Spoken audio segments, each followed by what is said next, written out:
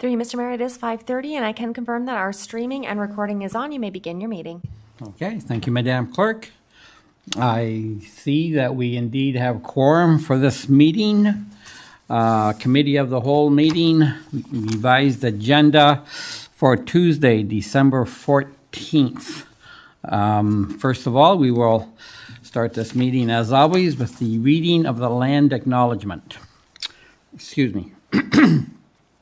We begin this meeting by acknowledging the land on which we gather is the traditional territory of the Haudenosaunee and the Anishinaabe peoples, many of whom continue to live and work here today. This territory is covered by the Upper Canada Treaties and is within the land protected by the Dish with One Spoon Wampum Agreement.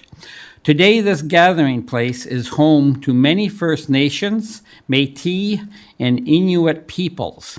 And acknowledging reminds us that our great standard of living is directly related to the resources and friendship of Indigenous people. Madam Clerk.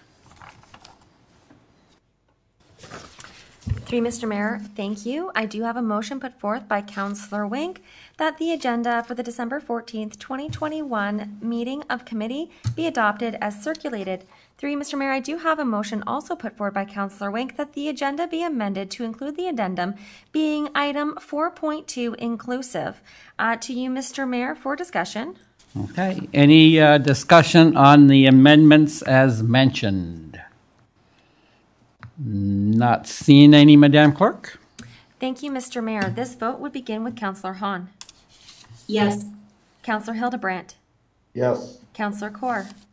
Yes. Councillor Stewart. Yes. Councillor Olson. Yes. Councillor Wink. Yes. Mayor Junkin. Yes. Thank you, Mr. Mayor. That does carry. That does bring you to the agenda as amended, and the resolution put forth by Councillor Wink is that the agenda for the December 14th, 2021 meeting of committee be adopted as amended. To you again for any other discussion. Any discussion on this part? Not seeing any, Madam Clerk. Thank you, Mr. Mayor. This vote again begins with Councillor Hahn. Yes. Councillor Hildebrandt. Yes. Councillor Kaur. Yes. Councillor Stewart. Yes. Councillor Olson. Yes. Councillor Wink. Yes. Mayor Junkin. Yes. Thank you, Mr. Mayor. That does carry, and that does bring you to your disclosure of pecuniary interest. Thank you. After viewing the agenda, does any councillor have a pecuniary interest or general nature thereof to declare? Not seeing any, Madam Clerk. Thank you, Mr. Mayor. I have now so noted. Through you, Mr. Mayor, that brings you to your next items on the agenda, which the first one is the corporate services presentation of the 2022 operating water and wastewater budgets. And this is being presented by the treasurer and the deputy treasurer.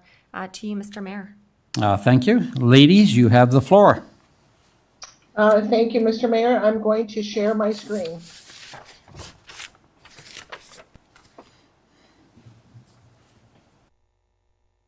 Okay, so can everyone see that? Yes. Okay, great. So thank you, everyone, council and mayor. I'm pleased tonight to be presenting the 2022 operating and water and wastewater budgets. This is the agenda for tonight. We're going to be looking at the operating revenues, the operating expenditures, the Meridian Community Center, the transit, the library, the COVID-19 budget impact, the tax levy proposed increase, and then the water and wastewater budget. The operating revenues. This graph here shows in a pie chart where the revenues come from, and the majority of our revenues, 83%, is taxation revenue. I think that's important for everyone to note. Scheduled operating revenues. I'm just going to go through and highlight some of the larger changes that we have. So the first one is the tax levy. This is the total increase in the tax levy, including growth. The increase in the town property tax levy that will be impacted existing property owners will be lower because a portion of this will be paid by the new property owners. And so this is showing a 6.65% increase, but the growth to the town is 1.75. So it brings that rate down to 4.77. And we'll talk about that in more detail. The next item under corporate services is the Safe Restart COVID-19 funding grant and transfers from reserves. So for 2022, we do not have any COVID funding. So as a result of that, we have to transfer $200,000 from the working funds reserve, and also, and this is to alleviate the COVID-19 operating pressures because we don't have any funding, and $27,000 is going to be transferred from the HR capacity reserve. So that's the $227,000 budget that's there. The next item that we're looking at is the transfer from the building fund reserve. So the building fund reserve has been updated to reflect the current indirect costs of the department, including staff time from other departments as well as overhead. So that's the increase to the building fund reserve. And I'm going to go down to the public works operation. There's been a decrease in that budget, and that's a result of the climate change coordinator grant that ended in 2021. Are there any questions on this sheet? I think I'm going to ask that along the way, and I can't see anyone. Or do we want to save the questions to the end? What would you prefer, Mr. Mayor? I think that would be a great idea to go item by item, just as you were going to. But and so let's do it that way. And I will ask right now if any councillor has a question on what the treasurer has presented so far. Please speak out because we can't see all of you. If I don't hear or see any hands or hear any voices, then we will move on. Madam Treasurer, we can move on then. Okay, the next one that I want to highlight is note number 10, and that's recreation admin. So cost recovery fees for parks have been moved from beautification, and donations expected for the Pathstone Youth Mental Health Program are included in this line item, and this is also will be offsetting costs, the revenue. And number 11 note is the recreation and wellness, swim and youth. So that one, and also the Meridian Community Center. Increased fees for the Meridian Community Center rentals, skating, programming, youth and camps are anticipated as COVID-19 restrictions are eased. So this budget was prepared, late September, early October. And now the only worry that we have with regards to what is happening right now with COVID, this budget was based on the assumptions at that time when, the COVID numbers were lower. Now they're starting to increase. So that's just something that we have to keep in consideration. So are there any questions on this slide? Councillor? Not hearing any, Madam Treasurer? Okay, the operating expenditures. With the operating expenditures, the first item that I want to point to is the increase in the human resources, and this pertains to some grid movement, increase in professional development for staff for all the departments. Number 3 is the clerk's department. There's an increase in the clerk's department. As you're aware, 2022 is an election year, so we do have an increase for the election. The next item is note number 5, shared admin overhead. So in this line, we have global budget amounts for the unionized staff grid movement, increase in WSIB, 10% increase in insurance costs, and this is partially offset by a decrease in legal fees related to cannabis. So at the time when the budget was prepared, we didn't have the contract signed with the collective agreement signed with the union on the grid movement. We have it now, so we're able to proceed with the new grid movement. And so what happens is the costs are all They're all in the shared admin overhead, and once they're finalized, then we redistribute the budgets and take it out of the global and put it in the individual line items. The next one is shared information systems, number 6. This includes some salary grid movements, increased costs and software support fees, and increased reserve transfers for capital. And number 7, there's an increase in fire services, and this pertains to increased reserve transfers for capital in fire. Are there any questions on this page? Councillors? Not hearing any, Madam Clerk or Treasurer? Yep. So the next one is number 11, beautification. I'm just pointing there. Increased costs of municipal grass cutting and property maintenance due to growth in East Fun Hill and request for increased service levels. So that's what the increase is there. Number 12 is roadway maintenance. And this is increased street sweeping due to growth, increased pavement markings, catch basins clearing, which was reduced in 2020, has been brought back to the 2019 levels.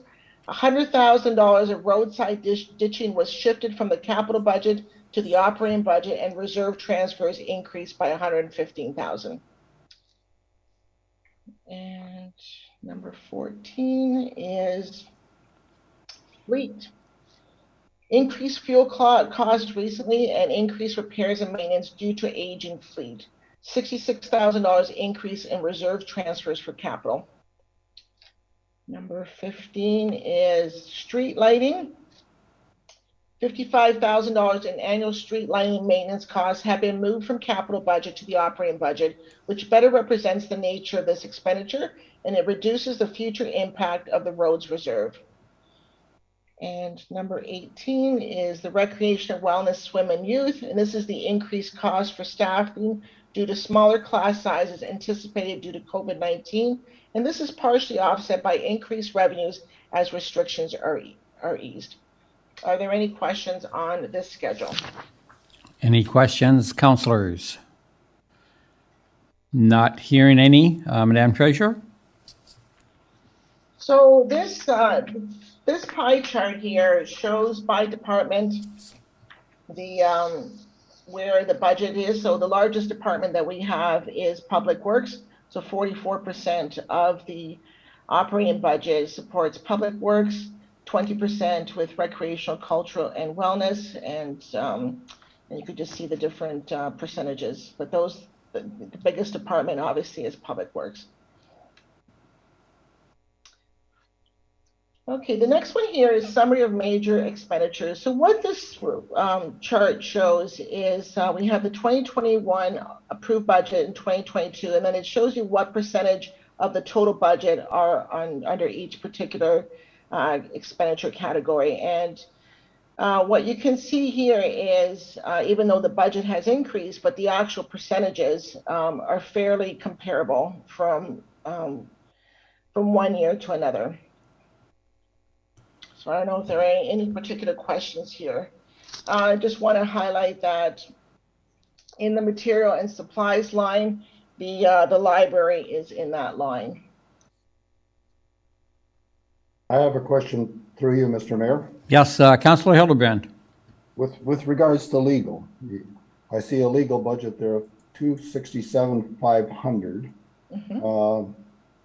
When I'm looking through the details in the operating budget book on page 28, item 5, I think it details the fact that the budget for cannabis was $200,000 and then it was reduced to $125,000, which I understand, and that's part of the legal budget. I guess I got two parts to this question. Are these line items separated in the accounting so the costs can be properly designated? And the other question I have is the fact that with this cannabis legal expense of $125,000, I want to make sure that everyone realizes that Aaron Burles, who are legal experts, and our expert witness statements from Nick McDonald from Meridian Planning and Phil Gerard are being used right now to support the OPA, ZBA, OLT appeal and possibly the application to quash the OINBL later on. So that, I guess those, I made a comment, and then the question is, are they separated out, the So- legal budget for the cannabis? So through you, Mr. Mayor, what we do break out the particular legal accounts that we have. So we do separate the cost for cannabis. So the answer is yes, in separate cost centers. And with regards to the dollars, there's $125,000 for cannabis, and included in the $125,000 is approximately $35,000 for the expert witness that you just described. So yes, the money is in there. Thank you so much.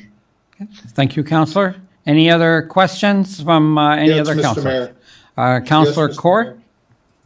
Yes, I have a, through you, Mr. Mayor, I have a question. Why is there a 50.68% increase in the benefit line? Is there added benefits? Yeah, so through you, Mr. Mayor, the biggest part of that increase is our Green Shield. So as you recall, last year we went out and we got a new provider, but when the experience was, when they reviewed the experience of the town, it was during COVID. And as you recall, from March of 2020, probably until September of 2020, a lot of the services such as dental and other service, massage and other services were closed. So our experience was low. And then what happened was in 2021, when, you know, the dentist was opened up and all the other services were opened up as well, everyone started to catch up and use those services. So our experience now has increased significantly because of that. So the $40,000 that we saved in 2021, now there is an increase of over $100,000 for us because of the experience. So it's mostly related to the Green Shield. Councillor? Thank you. Okay, thank you. Any other questions? Not hearing or seeing any, Madame Treasurer? Okay, so this is the just a pie chart that just shows you from the categories where the major expenditures are. So if you look at this, there's actually there's five categories that makes up almost 85% of the budget.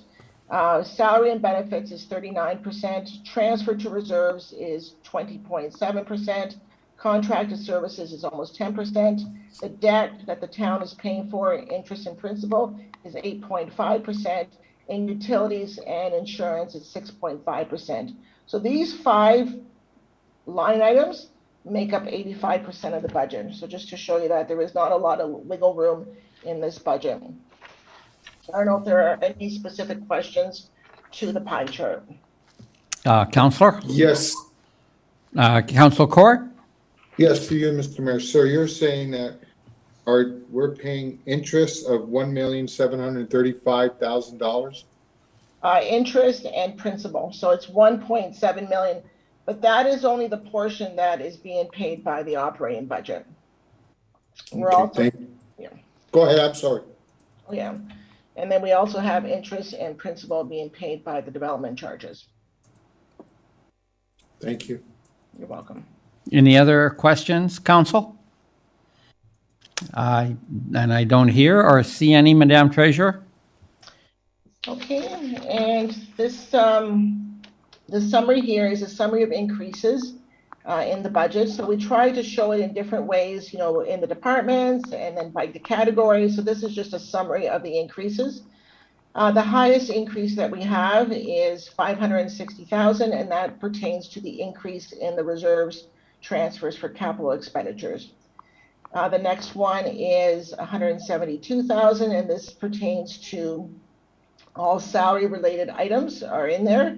The increased cost to the benefits is $165,000, and that also includes WSIB increases.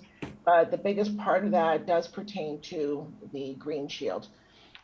Increased costs in beautification, roads, winter control, fleet, due to growth, inflation, and increased service levels.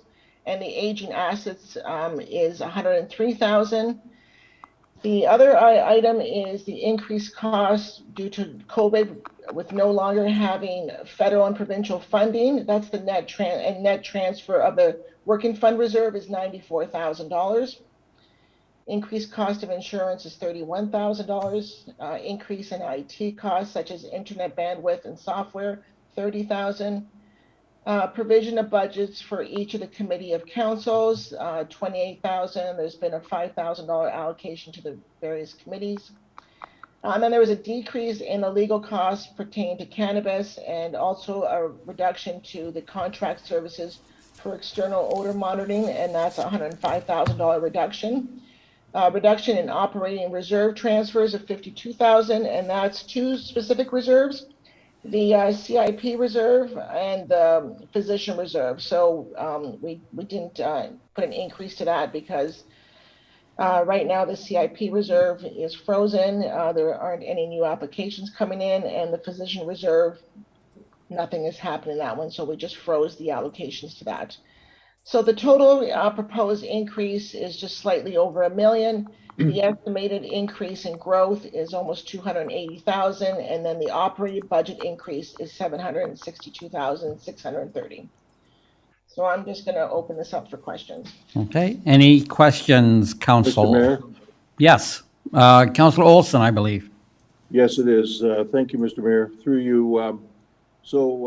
You mentioned that this budget was prepared based upon the conditions that existed in October, November, and I think at that point we had a public health crisis. Now we have an Omicron crisis. Now we have also built on top of that, we have an inflation crisis because the numbers today were 10%. And I would submit that there's also a fiscal crisis because the debt, the federal debt today was revealed to be 50% of the size of the economy. And the way it's going to be managed apparently is through cuts in spending. What would you say has changed in the budget based upon those things? Because this is kind of a situation where I would say that there's enough crises in existence that would call this a high-risk venture at best. Well, through you, Mr. Mayor, I would see two categories. One would be the revenues that we have projected at the Meridian Community Center, because we're anticipating that, things are getting better and we can increase the activity. But if we go into a lockdown, then that's going to definitely impact the revenues at the MCC. And the other one is just the cost of materials and supplies. We've seen a huge increase in the capital expenditures, the projects. We project a certain dollar amounts, we go for RFP, and the projects have been a lot higher, the cost of materials. So I would say that those are the two biggest risks, is the revenue and the cost of materials. And also I would say probably utilities as well. And what would be, so there's the MCC, and I guess there's the budget for festivals and that type of thing could be impacted? Yes, but the festivals, if you recall in last year's budget, there isn't a large impact when we cancel the festivals because they, like for example, Summerfest, the cost to the town for Summerfest is $15,000. So that's the amount we would save. So it's not the festivals, it's the arena revenues, it's the use of the MCC. You're still operating the facility, but you're not bringing in the revenue when we shut down for a few months because of a lockdown. That's the biggest risk. And that's what we've seen that happened this year. So we were, when we look at the MCC budget, you'll see that, the revenues have increased because, in September and October, when these budgets were developed, things were looking good. People were getting vaccinated. The vaccination was coming out for the children and the numbers were low. But now we have this new variant that's changed things quite a bit. And we were getting paid for using our facility as a reliable place for vaccination. Yeah, okay. No, I only add that because this it gives me a better understanding of what the size of the challenge is here, and I think this is a challenging number. The debt number of 50% of the federal debt at 55% of federal debt, they cut down and cut off transfers to the provinces in the 90s. So just a comment there, Mr. Mayor. Thank you. Thank you, Councillor. Any other questions from any other councillors? Not seeing any at this point. Madam Treasurer? So this slide here is the summary of everything we just talked about. And that number that I showed you earlier was the total increase, slightly over $1 million, less the estimated assessment growth. This number here now has been confirmed at 1.75. We just received confirmation from Impact that that is the number for this year. So the net 2022 operating budget increase is at 4.77%. I don't know if there's any questions. Any other questions at this time? And I see none, Madam Treasurer. Okay, the next one is the Meridian Community Center consolidated budget. So this one here is the budget that you see on a monthly basis. So if you look at this, we've got the 2019 actual. So 2019 was a pre-COVID year. So I would say that this is like a base year. 2020, we were impacted with COVID and we were shut down for a few months. And then 2021, we had quite a few months that we were shut down. So you could see the arena revenues and then the draft here. So we're just, we're increasing the budgets based on what we're expecting the activity to be at the community center. So the approved budget for 2021 was $585, and we're projecting $929,000. And the actual for 2019 is just slightly over $1 million. So we're still under the 2019 number, but we're a lot better than where we were for the 2021 budget. And if you look at 2020, don't forget that the arenas did really well because we were the only arena open for a little while in the summertime, and we picked up a lot of ice. I think both arenas were busy for at least 12 hours a day, 7 days a week. So that's where 2020 actually recovered some of the loss of the shutdown that we had in 2020. So, so I don't know if there are any questions here. Council, any questions on this item, on this page? Not hearing any, Madam Clerk or Treasurer, sorry. Yep, that's okay. The next item here, this is the MCC consolidated expenditures. So if you look at the total here, the budget for last year for 2021 was 2.2. We're slightly higher because the increase is in the salaries, and this is due to the increase in activities. So you saw the increase in revenue, and this is the increase in the expenditures to run those programs. And then these are just other increases that we have just based on what we think the activity is going to be. So I don't know if there's any particular questions on this. Council? Through you, Mr. Mayor? Yes, Councilor Hildebrand, I believe. Yes, thank you. I have two comments. First, I'll start with natural gas, and then I'm going to go on to Hydro One. You'll remember we changed over to cold water flooding a year ago, and that immediately turned off 2 hot water boilers. So we were trying to be as economical as we can in that natural gas, but the price of natural gas recently has gone up. And the other issue was with the hydro costs. If you'll remember, in December 22nd, 2020, Ford announced flat rate lower electricity rates for small business and residents. So he gave residents 2 choices: time of use or this flat rate option, and he's still providing that today, which residents should take advantage of. But when you go to larger buildings like the MCC, there's 2 things that fluctuate greatly. One is the cost of electricity and the global adjustment. In the last year, we were confronted with fluctuations of over 2 cents per kilowatt hour on electricity, and on the global adjustment, the same 2 cents per kilowatt hour.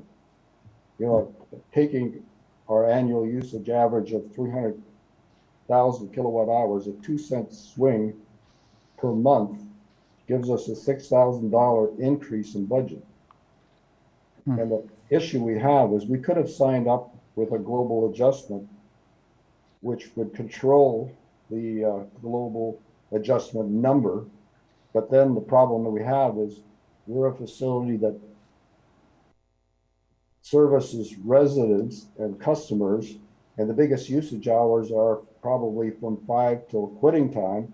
And that's when, if you signed up for the global adjustment power program, you'd be asked to cut services. So you'd be in a jackpot. So I'm just highlighting there are factors that we as a town have no control over, and they can have a significant impact on our hydro bill. Just a general comment. I'm saying we should still maintain that budget, but I'm saying there are some factors that are very significant that can have a very significant effect on our hydro budget. Thank you. Thank you, Councillor. And one question, I hope I don't put you on the spot on this. The global adjustment, is that something like a green fee, or how would you explain that? No, that's based on the top 5 system coincident peak power over the base period, referred to as peak demand factor. Ah, okay. So what happens is if we have a high usage in the province and you're using power at the peak, they want you to flatten the curve. They don't want to be having to provide power when they're struggling to service all the residents and the commercial businesses in the province. Yes. So that's sort of like Niagara College, for instance, uses the global adjustment, but they're the people that have to suffer from the global adjustment, like cutting off the air conditioning, are the students. Yeah. And they're paying anyway, but our customers are paying customers. So, it's hard to go to that type of program just to save money when our customers will not be happy customers. Yes. Okay. Yeah. So that's I understand now. And more or less, like you say, to flatten the peak at the power usage, so it ends up being more of a flat line. Okay. That's correct. Great. Thank you for that, Councillor. Any other questions at this time to the treasurer? Yes. Go ahead.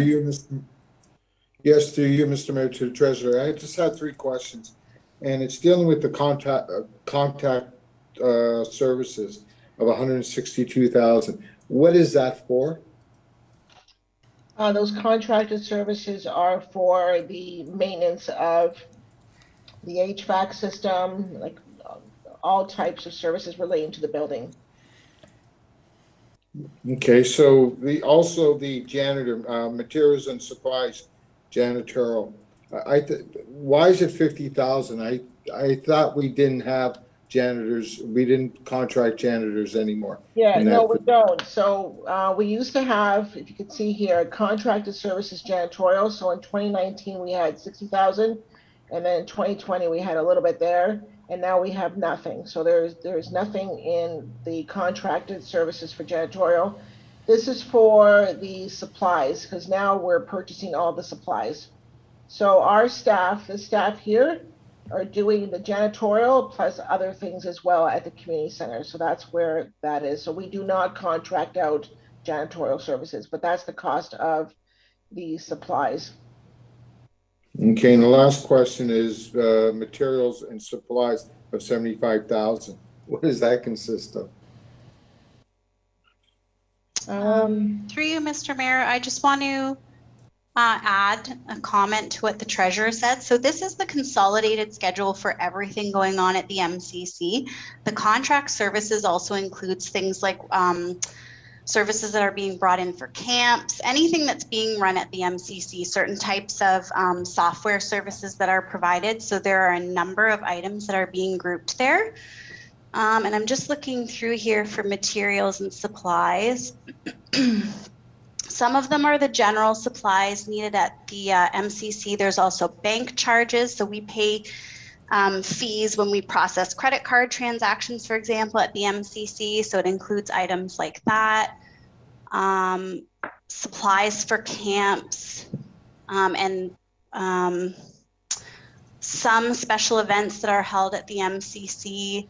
So it's just it's actually probably a good 10 or 11 line items that are different items that are all things that are being done at the MCC.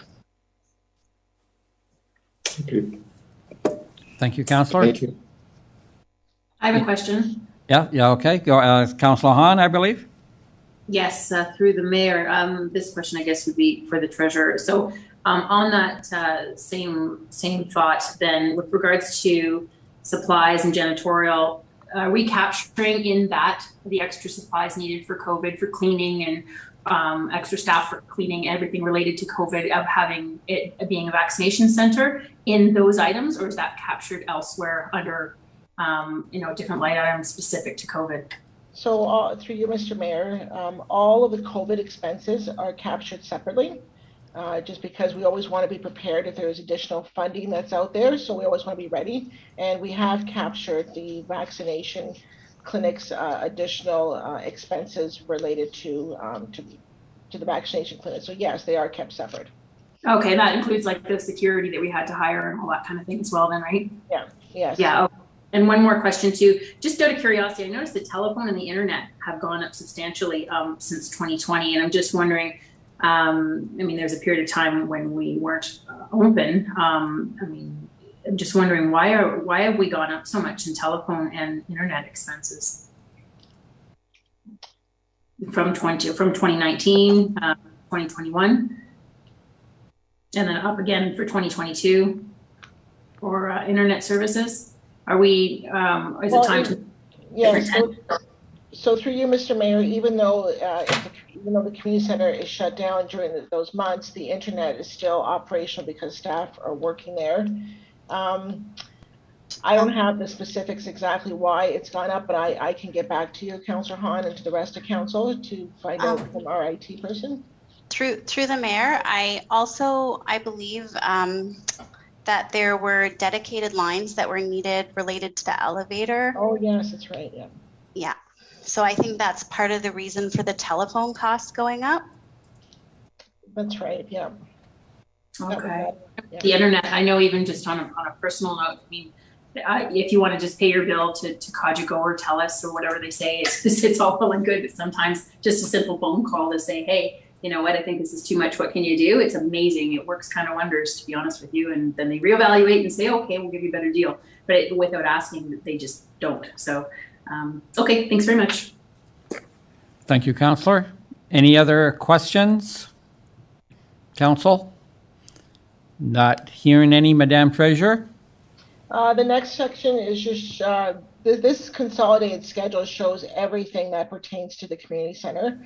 And so this also shows the debt activities. So you'll see the tax levy, the debenture interest, the principal, and the development charge revenue that has to be generated in order to pay that interest.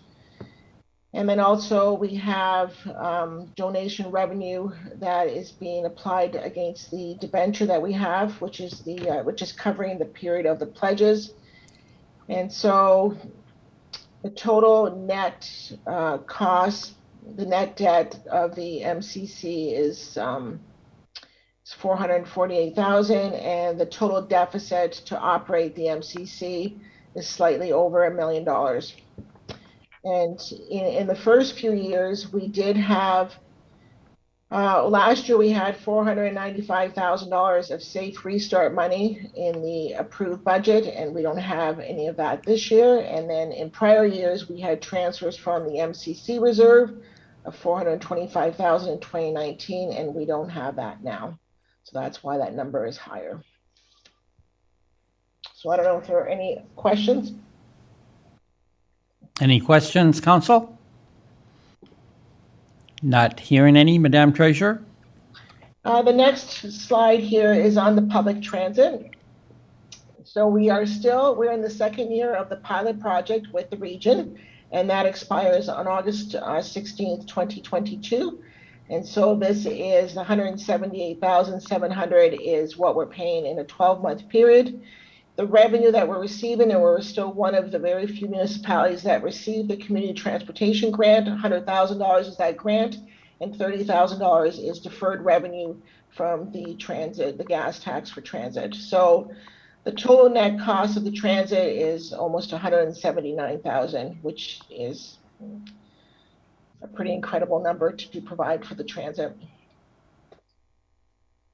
So we don't know, what's going to happen next year, what changes next year with the transit, but this is the best information we have right now. Okay. Now, thank you. Any questions on transit, Council? Not hearing any. Madam Treasurer?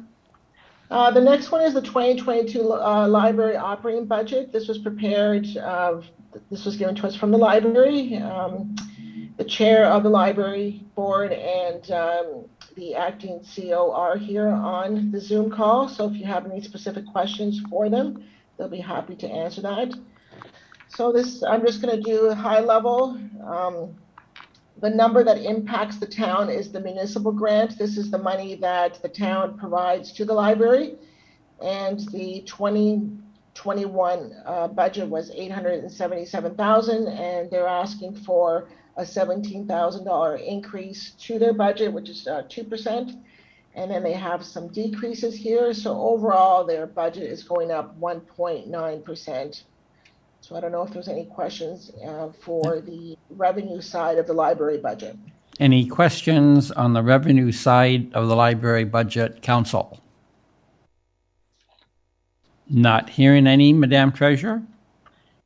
So these are some of the notes that they have there. So their fundraising has decreased because of the COVID, and this is the expenditure budget. And so their increases there's some increases in staff costs, material and supplies, but then they decrease in utilities, decrease in admin. So this they're presenting a balanced budget. So are there any questions relating to the expenditures of the library? Council, any questions on the operating budget of the library? Not hearing any, Madam Treasurer? And these are the notes. You would have had this in your presentation.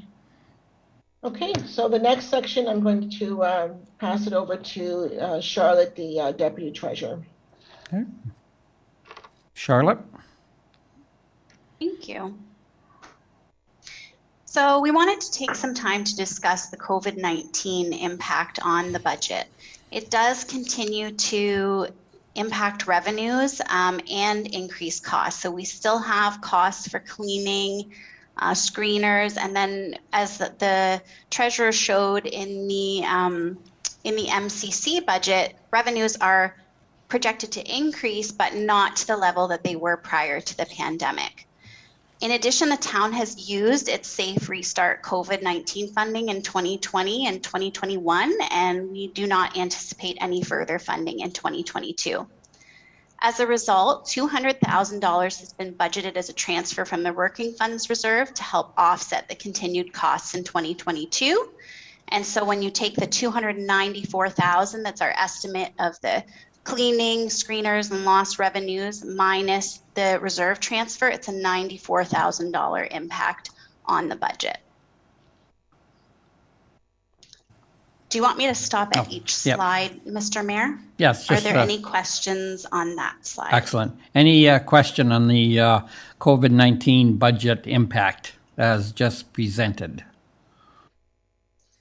Not hearing any, Madam Deputy Treasurer? Thank you. So what is the town doing to try to help the community recover from COVID-19? The Meridian Community Center has been a vaccination center and is anticipated to continue to do so at the time that the budget was prepared. As of October 2021, 73,170 COVID-19 vaccinations had been administered at the MCC, which is very remarkable for a town with a population just over 17,000. Special events have been fully budgeted with the anticipation that they will run in 2022, including Summerfest. There are increased part-time hours for beautification staff and the addition of a new summer student. There's increased grass cutting, property maintenance, addition of a budget for murals, and picnic table replacements.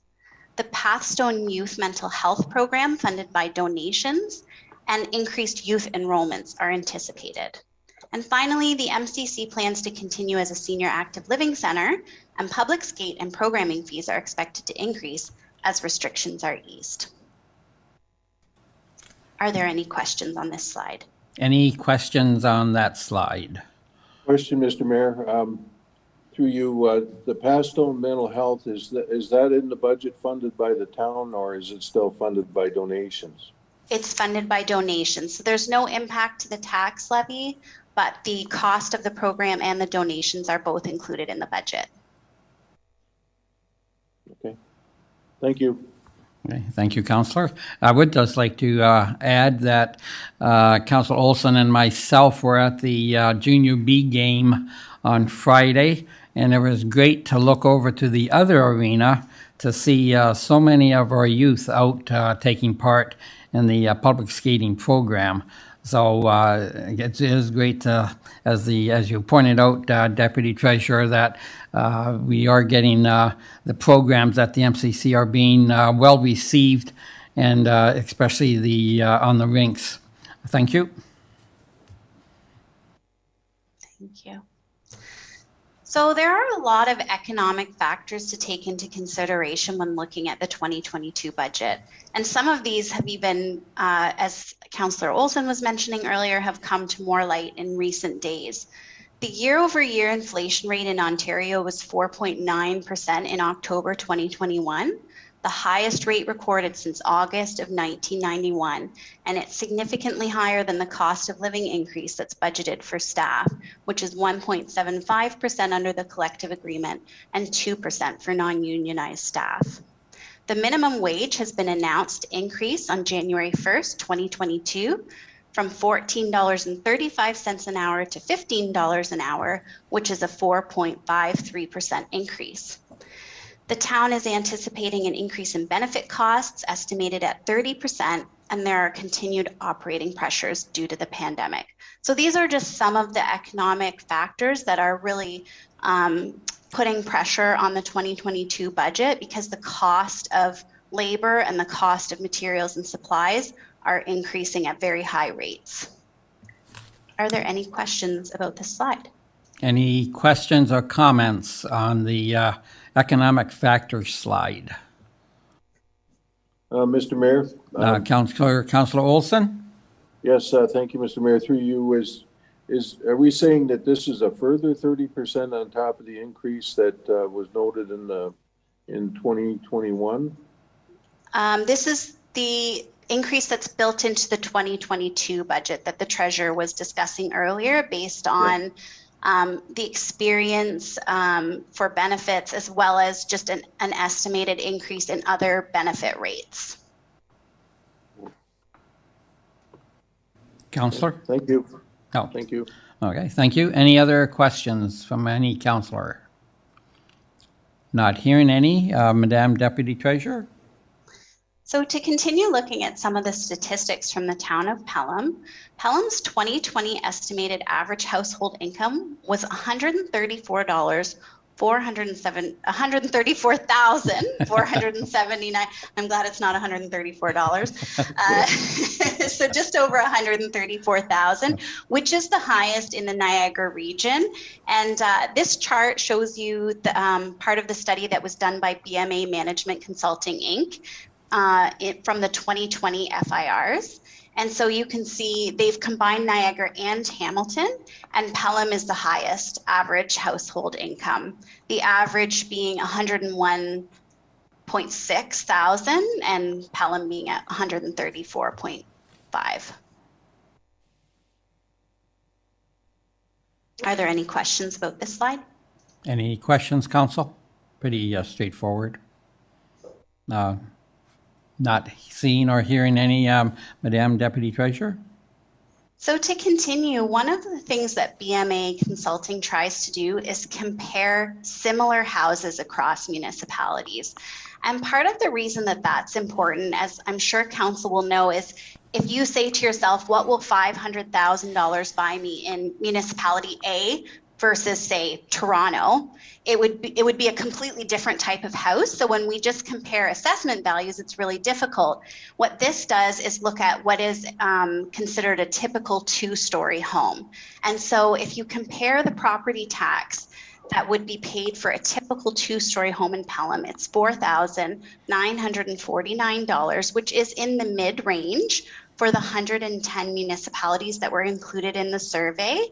And it's still below the average for Niagara and Hamilton of $5,016. And they do also compare detached bungalows and senior executive homes, and we are similarly just below the average. Yeah, thank you. Any questions, comments on this slide? Not hearing any, Madam Deputy Clerk. Thank you. So the last piece I wanted to discuss here was that the estimated property taxes as a percentage of household income for 2020 was 3.7%, which is in the mid-range of the municipalities that were surveyed. And when you add together the property tax and the water and wastewater cost for the year, the total estimate was $5,915, or 4.4% of household income. The Niagara-Hamilton average was $5,179, which is lower on a dollar basis, but 5.2% of household income. So Pelham's property taxes as a percent of average, or property tax and water and wastewater, which they call the total municipal burden, is actually high based on dollar value, but low based on percentage of household income. Thank you. Any questions, Council? Thank you. Madam Deputy Clerk. Thank you. So for an average residential home in 2021 with an assessed value of $373,000, the property taxes that were paid was $4,946. This 48% of that goes to the region, 40.5% goes to the town, and 11.5% goes to education. There are several factors that impact the amount of property taxes that can be paid. One is the assessment value, and it's worth mentioning here that when you see that average assessed value of $373,000, that's actually based on 2016 market values because they get phased in over 4 years, and then it's been held constant because of the pandemic. And we're expecting that the values will stay the same in 2022 and 2023 as well, which means that the property tax rate is the primary determinant of the change in property tax. When we're not in the pandemic and the assessed value changes are being brought in year after year, then both of those things impact how much property taxes someone would pay and how much it would increase from one year to the next. The other thing is the tax rate. The town of Pelham sets our tax rate based on the amount of property tax revenue that we need to raise and the weighted assessment values in the town. And the region and the province set their own tax rate. So that part the town cannot control. And the last thing that impacts the amount of property taxes that are paid is the property class. So Pelham is primarily residential, but we do have other classes such as commercial, industrial, and farmlands, and they pay different tax rates than residential taxpayers do. Are there any questions on this slide? Any questions, Council? Through you, Mr. Mayor. Councillor Olson. Yes, where is are these adjusted for the impact of drawing down reserves to impact the tax rate? Are they included in this?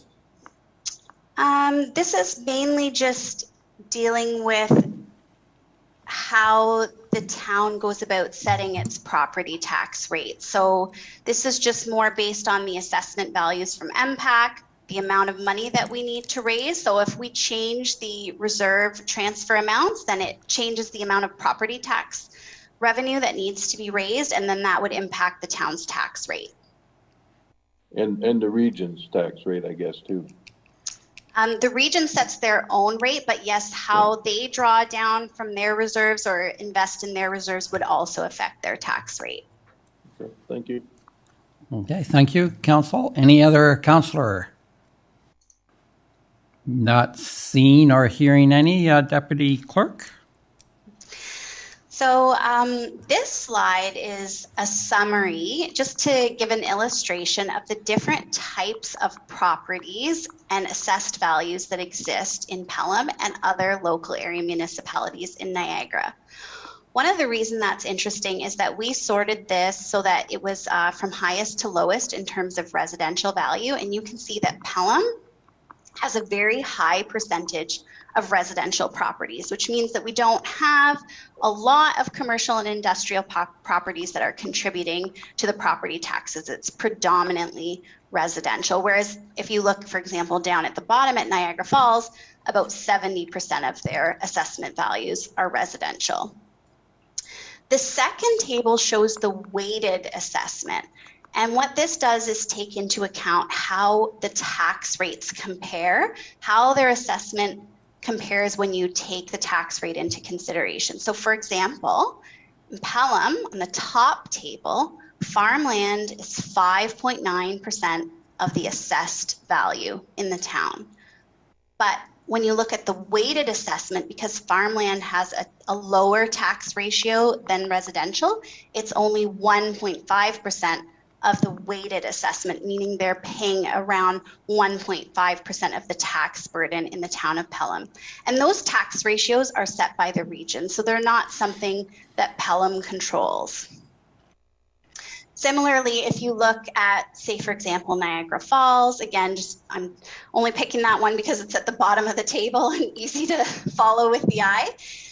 They have 70% residential, but then when you look down at their weighted assessment, it drops down to 58% because they have other types of properties that are contributing to the tax base.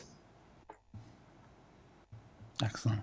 Any questions from council on those two tables? Not hearing any, Madam Deputy Clerk? So the proposed increase for 2022 tells us that last year, a household with the average assessed value of $373,000 would pay $2,004 in the town portion of their property tax. A 4.77% increase in that amount would equate to approximately $96 increase in the property tax per average household in 2022. And if we just go to the next slide, this shows what the $96 increase is made up of. So $51 of it, over half, is to transfer to the reserves and pay for capital expenditures. $15 is for the increased cost of benefits. $16 is for new complements pay increases for cost of living, merit, and equity, net of organizational changes.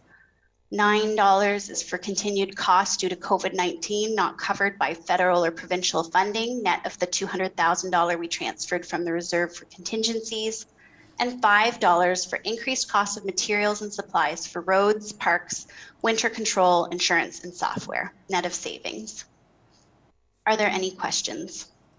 Any questions, comments from any councillors? Not hearing any at this time, Madam Deputy Clerk. I guess. Thank you. I'm going to pass it on back on to the treasurer.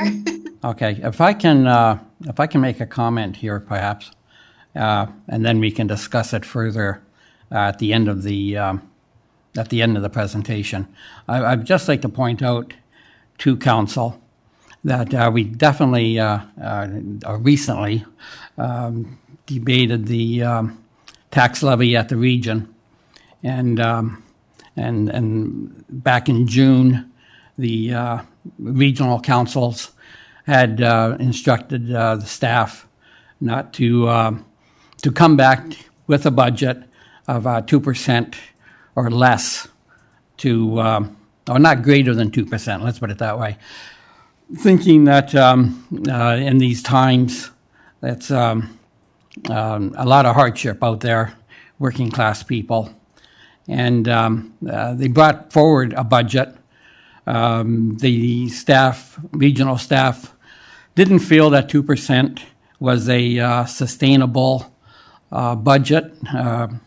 So they came back with a 4.7% budget at the regional. And the majority of councilors, we obviously had a vote, we discussed it, debated, and majority of councilors did not like the 4.7 at the regional level. And after much discussion and debate, and realizing last year the region ended up $11 million in the black. So we had an $11 million surplus last year. So what we did at the regional level, we took $8 million out of a special reserve. It's still a reserve. It wasn't quite $8 million, I don't believe. I think it was closer to $6 million. And that lowered the rate from 4.7 down to 2.87. And we thought then, as a regional council, that we could live with that. So I just want that in the back of everybody's mind here tonight. I think we should, when we're all done the presentations, I would like to come back to our 4.7 that staff has brought forward, and I believe that it is a tight budget. But perhaps at the end of the presentation, we can have a further discussion on the 4.7. Excellent. So, Madam Treasurer, are you continuing on with this now? Yes, I am. I'm continuing now with the water and wastewater budget. Thank you. Okay, so the water and wastewater rates are charged to users based on fixed costs and consumption usage. The water and wastewater budgets have costs that are approximately 80% fixed. However, the town only bills ratepayers at approximately 27.33% fixed for water and 44.95% fixed for wastewater to ensure that billing increases as consumption increases to encourage conservation. And impacts on rate setting strategy to continue conservation, the rainfall throughout the year, the region's approved rates, we have to take that into consideration. Wastewater flows based on 3-year rolling average at the region, but billed at water consumption at the town, and the 2018 BMA rate water and wastewater study. So these are the different factors that we look at when we look at the water wastewater budget. So the fixed rate charged, the base fixed rate calculation, we take the total water budget and then the portion that's fixed, less any other revenues, and that's the revenue that's required for consumption. So that's how we determine what the rate is. And then the total town of Pelham estimated consumption cost is the 2.6 million. We divide it by the forecasted water flows for 2022, which is 1.5 million, and that is the consumption rate. That's the rate for 2022. So it's probably easier to see here at the actual budget. So if you look at the budget here, so what's built into this budget is a 7.5% increase in the rate. And as you're aware that the BMA study that was done in 2018 recommended the 7.5% increase for water because the town 4 years did not increase any of its rates, and it really fell well below everybody else in the region. And what's difficult about that is that if the rate is too low, you're not putting money towards the reserves, which is what you need for capital projects. So all of the water and wastewater capital projects are funded through the rates that are being charged to the residents for their usage. So what you can see here and what's the improvement that's happened. So if you look at the 2019 actual, the transfers to reserves for the water was 237,000. In 2020 actuals, it was almost 595,000. The budget for 2021 is 641,000, and then for 2022 is 931,000. So we're actually getting healthy allocations to the reserves, which is what the intent has been with the increase of the rates. You'll also see an increase for the region, the cost for the region. That's the biggest expenditure that we have in this budget, and they're anticipating they've approved over a 5% increase to their rates.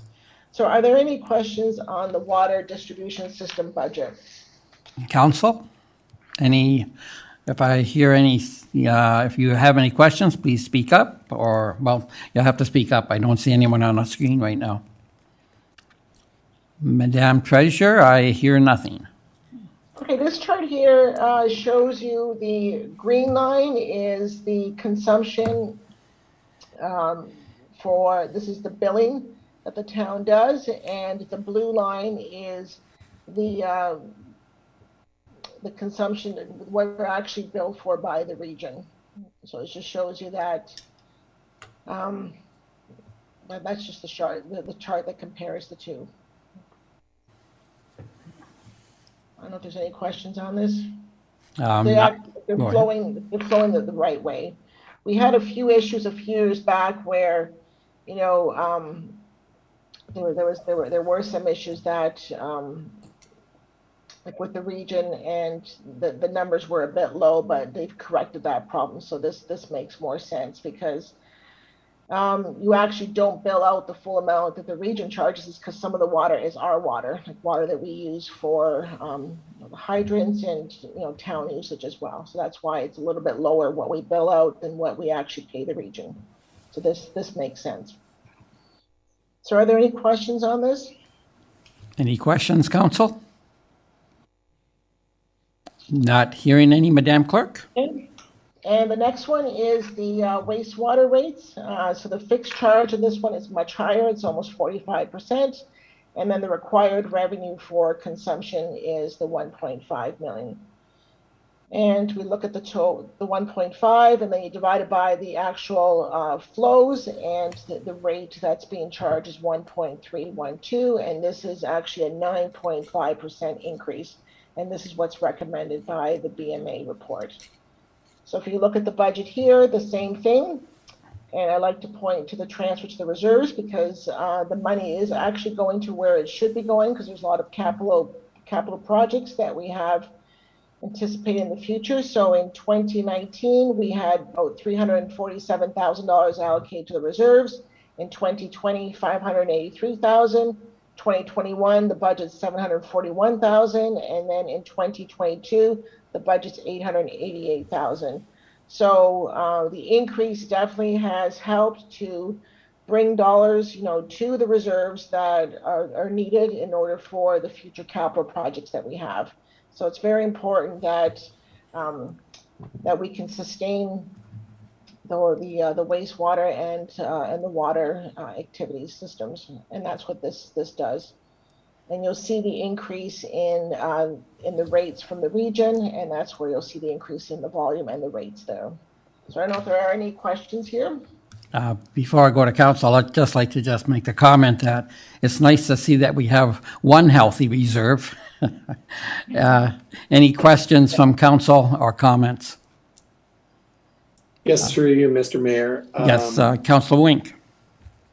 Yes, so in 2019, we increased rates 7.5% for water, 9.5% for wastewater. This is our fourth year of such increases. Help me recall, please, was this increase initially in 2019 forecasted out for 5 years? And then after that, these increases wouldn't be as high as. Yeah. So through you, Mr. Mayor, the BMA report is for a 6-year period, and what the report says, they recommended the 7.5 and the 9.5, but you also have to stop every year and look to see if that rate is still adequate. Is it too high? And so what we do is we look at what the anticipated expenditures are. And so we did actually look at decreasing the rate, from 9 to 9, from 9.5 to 9, and how does that impact the reserves that we had? And it actually had an impact from what we were anticipating in the capital expenditures. So we are looking at that. It's not set in stone, obviously, but you know, in looking at what the capital needs are, we feel that we need to, at least for 2022, to maintain the rate. And I think when I show you the next slide that does the comparator to the other municipalities, we're still the lowest. We're still one of the lowest rates in the region. That just shows you how much catch up we had to do. Thank you. Thank you, Councillor Wink. Any other questions or comments? I have a comment. Oh, go ahead. Yeah, through the mayor. Just when the BMA Consulting did their evaluation, that was in 2018, so that was pre-COVID. Nobody would have that on the horizon in their mind at that point in time. So that's a big factor. And now, over the past year and a half, 2 years, we've seen a lot of people not being able to work from their workplace. So they're forced to stay at home. A lot of people work from home offices or not work at all and be at home, which means they're using more water and thus wastewater. So it's almost like being penalized for staying at home and using more water than you normally would. So in my opinion, I'm having a hard time with the 7.5 increase and 9.5 increase. It just seems like this is not the year to tackle that. Thank you. Okay. Thank you for those comments, Councillor. Any other questions or comments on the water billing? Back to you, Madame Treasurer. This chart here, the same thing. It just shows you the consumption that the town, the purchasing of the wastewater services from the region and what's been billed out. So it's just a comparator there. The next one is the sample water billings. This is what's, I think everyone's interested in this. So what do these increases mean? And if you look at an average household, it is at 33 cubic meters of consumption. And for one billing, it's $13.38. For a whole year, what those rates, it averages out to 8.46%, but it's $80.26 for the average household. That's what these increases are. But they're pretty significant as far as helping us to build up the water and wastewater reserves. So that's what the impact is. So it's $13.38 roughly per billing. There's 6 billings in a year, and then $80.26 for the whole year. Are there any questions? Any questions or comments on the slide? Not seeing any. Madame Treasurer? And this one here is the one that we always like to show, because it's important for us to say, oh, you know, how do we compare to everyone else? So when we started in 2018, we were probably way below, like half of this. So right now, in the blue are the 2021 rates, because not everyone has their 2022 rates. And so, you know, we're close to, you know, Niagara Falls. We're below the average. This is the average line here. And in 2021, we're still below the average, and we're just slightly higher. So this is what 2021 looks like in comparison to the other municipalities. Grimsby is excluded because their wastewater charges are part of the tax levy, and Wainfleet does not provide water wastewater services. So these are just the 10 municipalities that we're comparing Pelham to. Any questions, comments on this chart? Not seeing or hearing any, Madame Treasurer? Yeah, and then also we thought it was important to, you know, same as the property taxes, this is from the BMA 2020 municipal study. And if you compare the, you know, the usage, residential usage, Pelham is still considered the lowest in all of the municipalities. So this is from the BMA Management Consulting. So Pelham and Niagara Falls are the two lowest ones, and then the mid, and then the high. So this, once again, you know, it confirms the chart that we have as well. Thank you. Any comments, questions, Council? I think this helps to show that, you know, the number sounds high, 7.5%, 9.5%, but it was a big catch up that Pelham had to do, because we're still the lowest. Okay. And that's it. Okay, thank you for that presentation, Madam Clerk, or Madam Treasurer, I'm so sorry. The next, before we, perhaps we should go into that discretionary part of the addendum to the budget. Should we do that now, Madam Treasurer? Yes, that's 4.2 on the agenda, yes. I just have to share my screen. And then we can always come back to this perhaps. Yes. Okay. Mr. Mayor? Yes. This is Charlotte. While the treasurer's pulling up that presentation, I just want to know if I can address Councillor Hahn's questions from earlier. Yes, of course. So I did hear from our awesome IT manager already, and the internet costs are going up at the MCC due to an increase in bandwidth. We're going from 100 megabytes to 200 megabytes in January.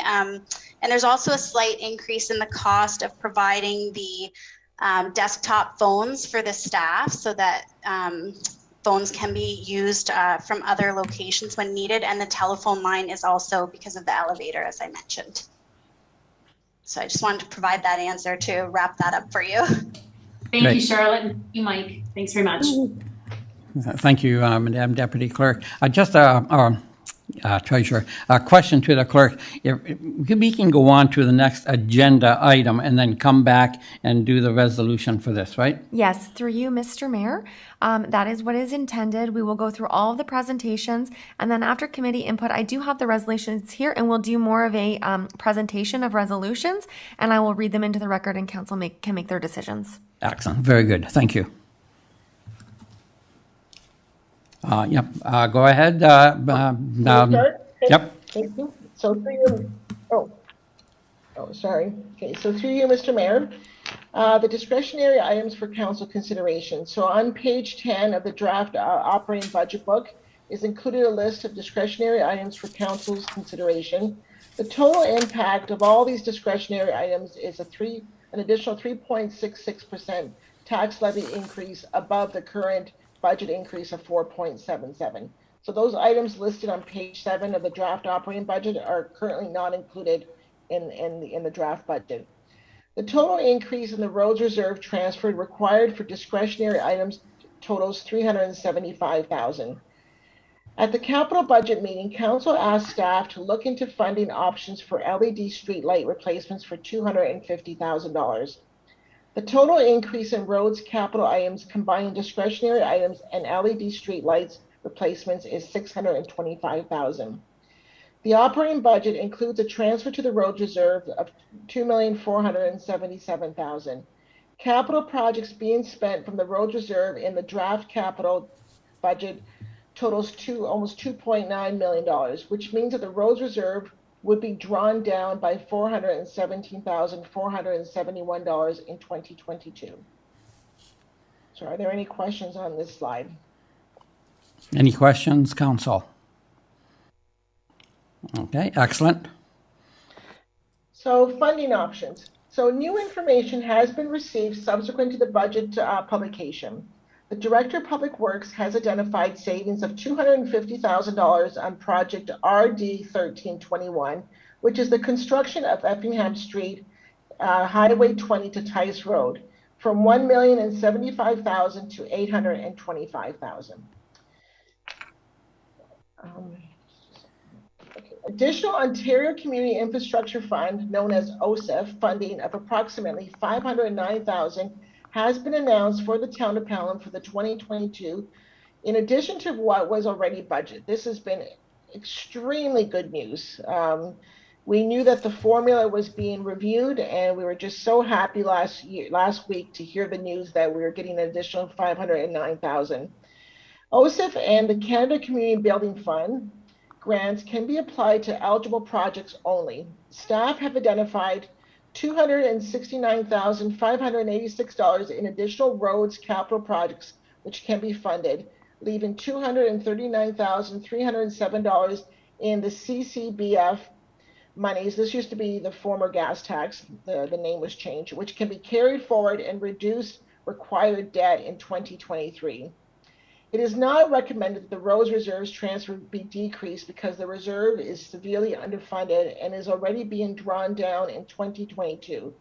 Increased reserve transfers are needed to fund future capital projects and reduce debt required in the future in accordance with the debt and reserve policies and the recommendation of the Finance and Audit Committee. The final growth number, as I mentioned earlier from Impact, is 1.75, which is unchanged from the estimate. Are there any questions with regards to the new funding options? Any questions, Council, on the what the Madam Treasurer has just spoken to? Yes, through you, Mr. Mayor, to the treasurer. So we received this grant that was more than what was anticipated. Is there an opportunity to apply some of this money to offset the increase of 4.77%? The specific grant, the OSIP grant, can only be spent on capital projects. But what we can look at is that they're mostly they're roads or water and wastewater projects that they apply to. So the increase to the roads reserve is approximately $115,000 for 2022. So what can be done is we can not increase the transfer to the roads reserve for $115,000, and that would help to reduce the part of the tax levy increase that's being projected. So that's the only amount of all of this that actually can be reduced. We can't take for example, the $509,000 and apply it against the tax levy because that's operational and this has to be capital projects. But the increase to the transfer of reserves to the roads reserves, that we can decrease that from 115 to 0, and that will have a positive impact to decreasing the tax levy. Councillor? Okay. Yes. So it would be my recommendation that we explore that. Also, with respect to the LED project, we're looking at possibility of doing some of that this year.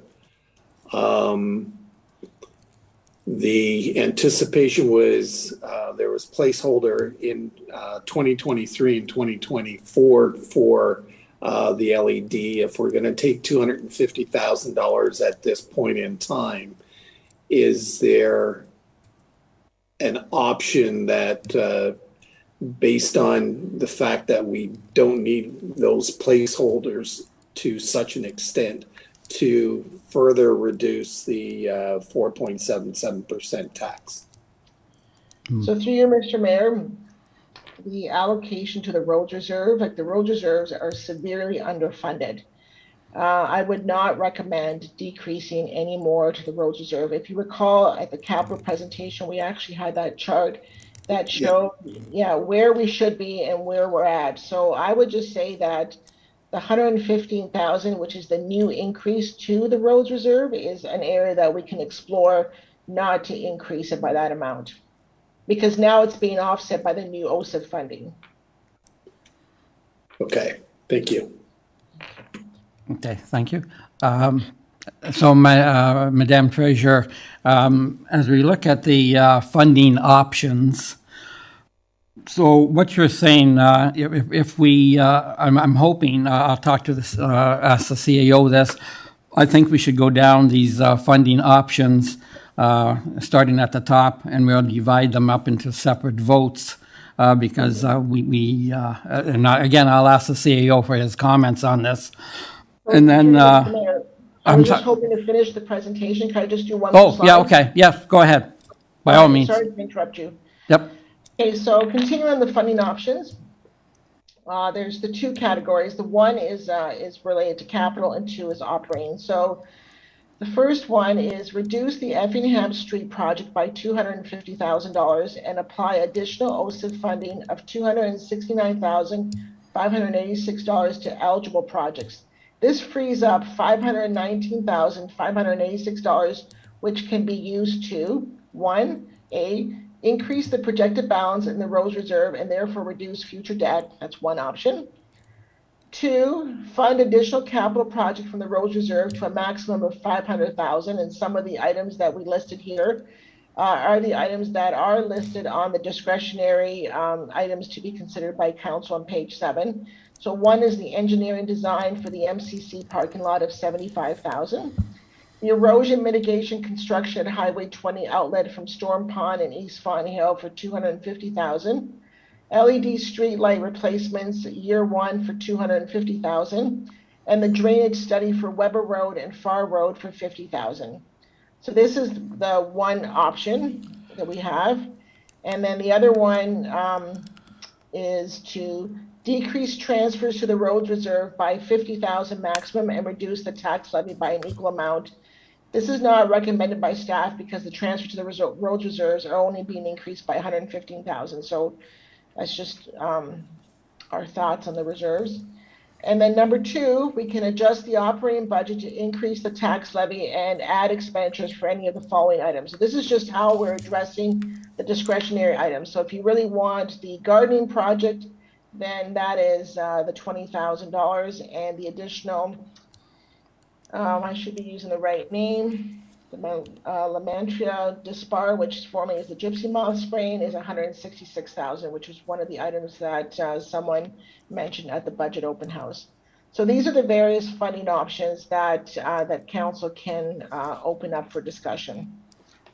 Excellent, thank you. Although I have talked to the CAO, and I have, I believe I've mentioned this to you, I would like to put one more item before we start to go through this, and I'm hoping to do it on a line-by-line item. I would like to put one more item of council's blessing, and what I'd say, over the last, since our taking office, we've had 2 presentations from the business owners on, of the shops of Ridgeville.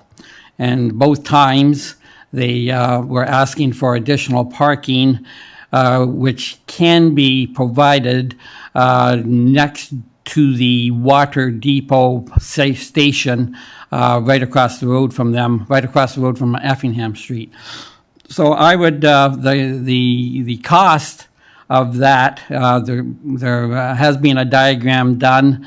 I believe it's 10 extra spaces, and the estimated cost is somewhere between $25,000 or $50,000. I realize that we have a parking study, but this is indeed an obvious parking need. If you've ever been by their shops on the weekend, they're parking on where they should be on both sides of the road, but those spots are filled, and then they're also parking where the water trucks would be are supposed to be going to pick up the water at the water station. I've actually been there, and they've had buses come from Toronto to stop and let the people out to shop at this site. And the buses, of course, when they park alongside the road, they take up 3 or 4 spots at a time. So with that, knowing that these, we've had 2 delegations over the last 3 years from these business owners. They've always been shunted to the back burner. And so I would like, if council will allow it, we can put them on the bottom of the list. It'll be the last one we vote for, whenever we, however you want to do that. Mr. CAO, first I'll ask Mr. CAO, is what I'm proposing to put this on the list and then to go down the list one at a time. Is that appropriate? Well, the question of propriety will be dealt with by 6 other elected officials. But as far as it complies with rules, and I mean, conceptually, it is the job of staff to build a functional and potentially viable budget and present it to council. And tonight, effectively, Ms. Quinlan Murphy and Ms.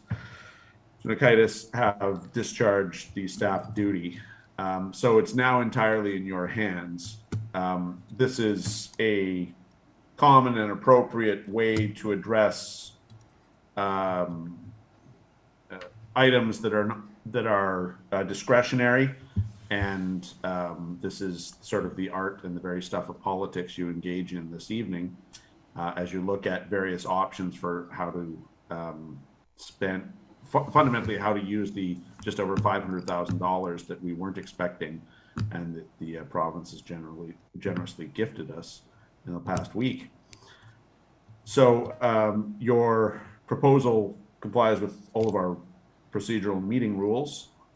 There's no rules or limitations on, anyone else could propose any number of other things too while they're at it. But it's certainly appropriate to put it sort of last. Okay. Not everyone was expecting it, and I think you can continue as you are. No, thank you. Madam Clerk, would that require a motion and a seconder, or do we just put it on the list as stated? Thank you. Through you, Mr. Mayor. I have noted it down here on my list. It would require a mover. You certainly can move that, and Councillor Wink is our deputy mayor, so if you were the mover for that, then he would be able to chair that particular vote. Having said that, we do have the LED presentation from Mr. Marr. I don't know if council wishes to hear the presentation on the LED lights prior to voting on the funding option, just so that council would get all of the information before they make those decisions, but I leave that to council to decide. And I think that is an excellent, excellent suggestion. So unless anyone on council has, I see Council Wink, you have your hand up. Yes, so through you, Mr. Mayor, just for ease, I will move that we add that $50,000 for the parking in Ridgeville to the bottom of the list. Okay, and do we need a seconder, Madam Clerk? No, through you, Mr. Mayor, I've noted that Councillor Wink is willing to move that, and if I do understand, he's indicating that we can go ahead with the LED presentation, etc. first, and then at the bottom of this list, then I will add that for, I think it was the $50,000. Is that correct? Great. Yeah, is that okay? That suits you, Councillor Wink? Yes, sir. Okay, and the rest of council, any objections? Well, we will now hear from Public Works Director, Mr. Marr, and then we'll come back and vote on the funding options. If I don't see any hands, we'll proceed with the presentation. Okay, Mr. Marr, you have the stage. Okay. Thank you, Mr. Mayor. So I'll get this presentation up and running.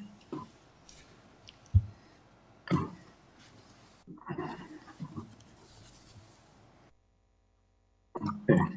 Can you see my screen? Yes, we can here. Okay.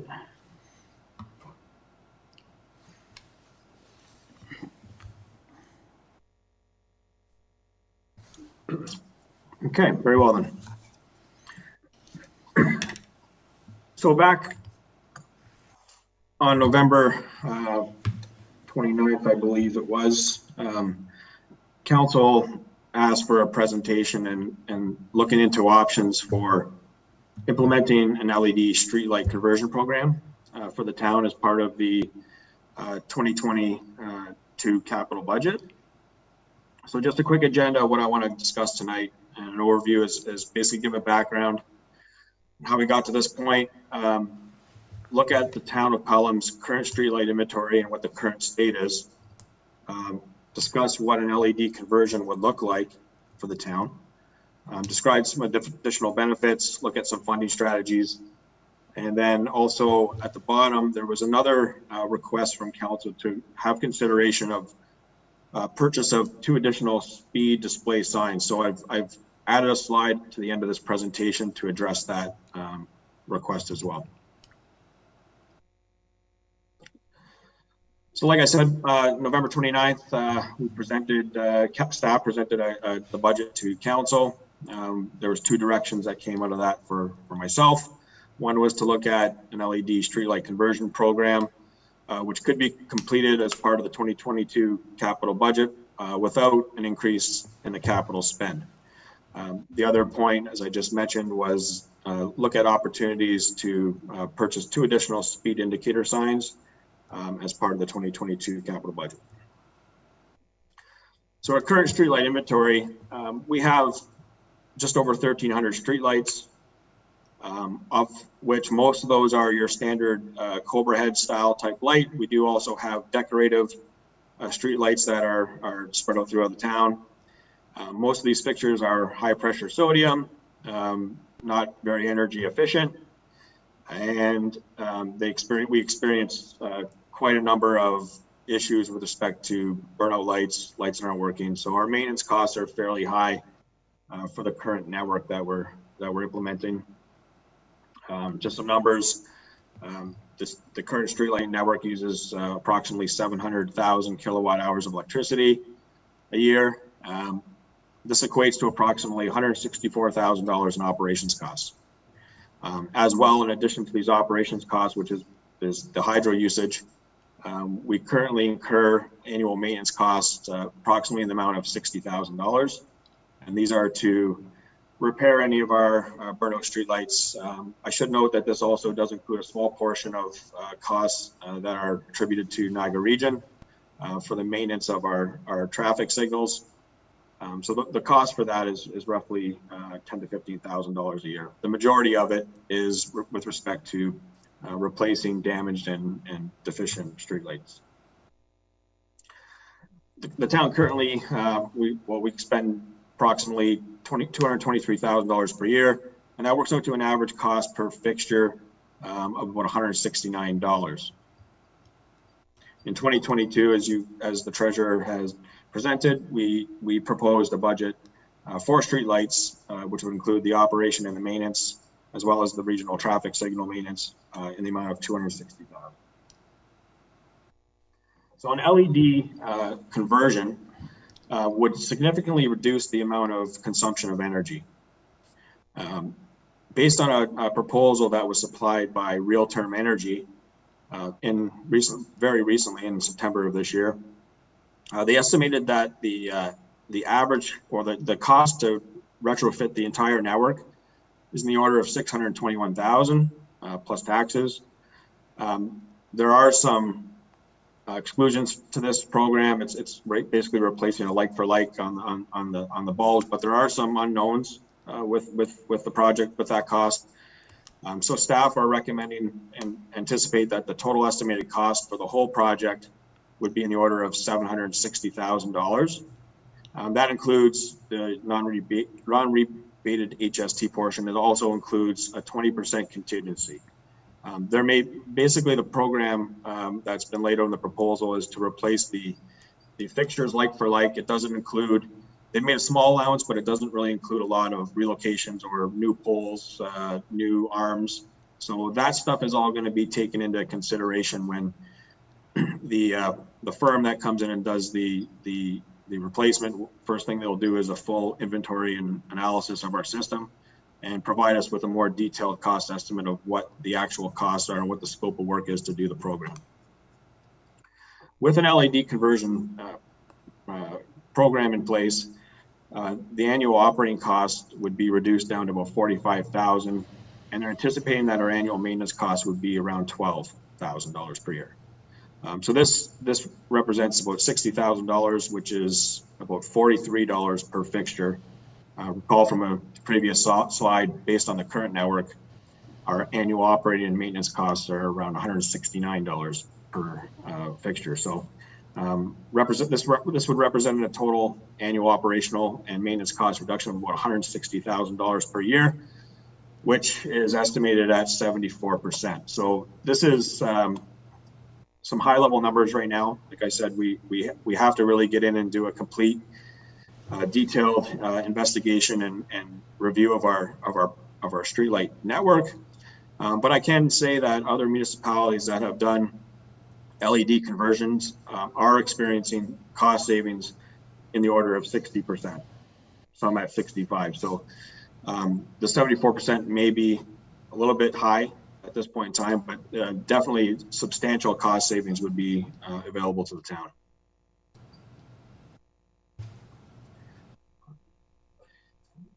There's also additional benefits to doing an LED streetlight conversion program. The annual savings and energy usage is about 524 kilowatt hours. And basically what this represents is about 16 metric tons of greenhouse gas reduction annually. And based on the estimated life of $100,000 hours for an LED luminaire, for the lifetime of the network, it would represent about 372 metric tons of greenhouse gas reduction. And this is one of the strategic pillars that Council has approved as part of their strategic plan, and also part of the climate change adaptation plan that was adopted by Council earlier in summer. So possible funding for the program, I think it was discussed earlier, the Effingham Street reconstruction. This is a capital project that was presented as part of the 2022 capital budget. The cost for that project was just over $1 million. Basically the scope, we're early in the design phase of that project, but the scope of work was to do a full reconstruction of the roadway, including full depth excavation and replacement of the existing pavement structure with new virgin materials. There are new regulations that are coming into effect. Engineering plans to bring a report to Council kind of explaining this new regulation in the new year. This will increase costs of construction projects. And it basically controls the use of excess fills from sites. So it makes it very difficult to get rid of materials from construction sites. There's limited places to use those. And the costs are going up significantly for testing those materials before disposal, and as well as the cost of handling the materials themselves. So the idea is that we'll look at different alternatives and innovative ways to try to keep the materials on site. And there's various processes that can be done, such as cold in place recycling, full depth reclamation in site, where you basically leave the materials in place and build on them. And we feel that, and we're in discussion with our consultant, that taking this type of approach with the Effingham project would give us still a very good long-lasting pavement structure. And we believe we can save costs of about $250,000 in doing so. So that's one of the ways we looked at funding this program. So Real-Term Energy is a firm that specializes in LED conversion projects. They have been working with the town for several years, and we've been in discussions with them with respect to various opportunities and programs for LED streetlight conversions. They offer a turnkey solution. They'll come in. First thing they do is a full audit of your entire system, determine what the scope of work is that needs to be completed. They will source materials for replacements. Everything's vetted through the town, through the procurement policy, and the town gets the final say on what type of lights are installed. We have control on the contractors that do the work, but Real-Term Energy is basically the firm that would quarterback the program for us. And they've been doing these LED conversion projects all over Ontario. They were selected by AMO to partner up with the local authority services, LAS, to do LED conversion projects for municipalities. And they've done I think they've converted over 200 municipalities of the 400 plus municipalities in Ontario. So they have done a lot of work over the province. Mr. Mayor? Yes. Yes, I have a question. Yep. Go ahead, Councillor Olson.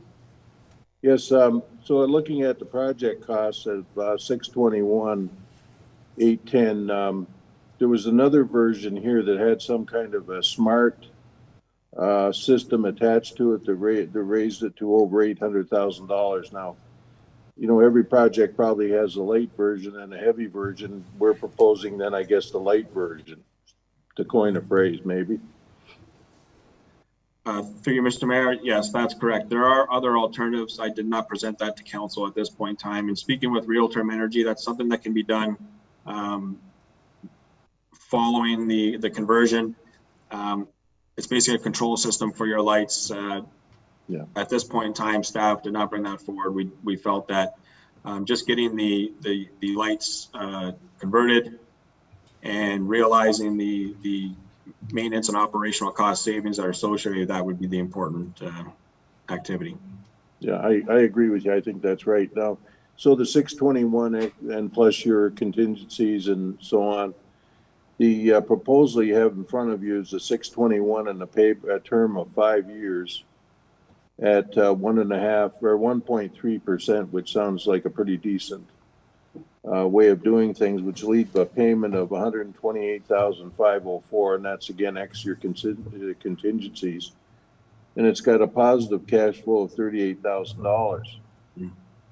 That seems to me to be a pretty straightforward way of financing a project like this. And I know the treasurer doesn't want to go into debt, but this would be a method of doing that, financing the conversion with the savings. Perhaps the treasurer could comment on that for me, please. Sorry, I'll maybe take a stab at it first. Okay, of course. I am an engineer. I'm not a finance person, but the chart that's in that proposal, that's basically what they're suggesting, is that you borrow the money and finance the project, because based on the interest rate that you'd be paying and the amount of savings that you would have, the payback's there.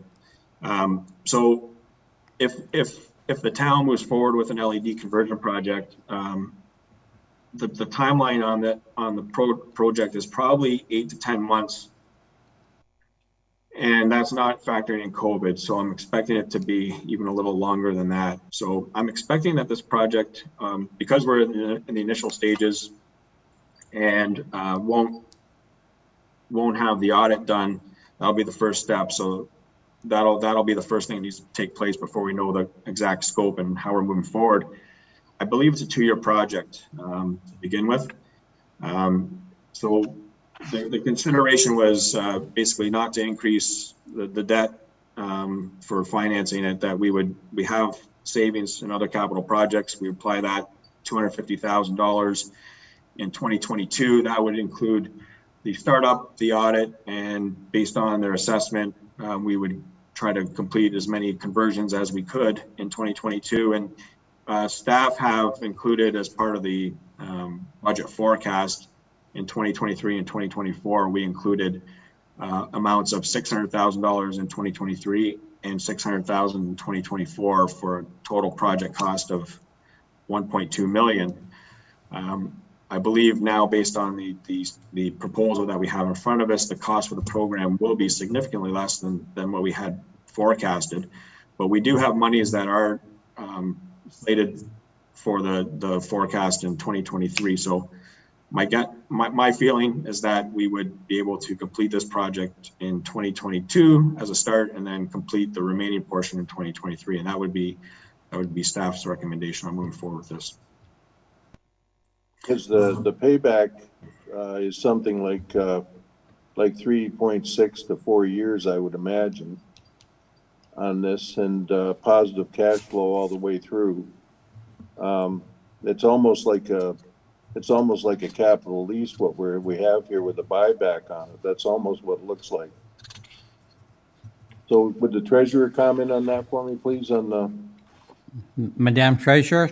Yeah, so through you, Mr. Mayor, one of the considerations that we're looking at tonight is, do we free up some of the money that we actually have in the reserves? So with the savings of Effingham, we're looking at helping to pay for this project, but also if we're going to allocate part of the OSIF funding to other capital projects that we have in the 2022 list, that will free up some money that can be used directly to finish paying for the rest of the project, so we don't need to borrow anything. Councillor? Okay, thank you, Mr. Mayor. Okay, thank you. Before I ask any other questions, I'm sorry, Director of Public Works, are you done with your presentation? If so, I will open it up to more councillors. Through you, Mr. Mayor, I believe, yes, that the LED portion I have completed. I still need to, I want to touch on the option for the two speed control signs, but basically, yeah, the LED portion of the presentation is complete. Okay, excellent. Well, let's open it up to council on the LED portion of the presentation, and then we'll move on to the traffic indicators. So, councilors, anyone wishing to make comments, questions on this presentation? Again, I can't see any screens, so don't be afraid to shout out.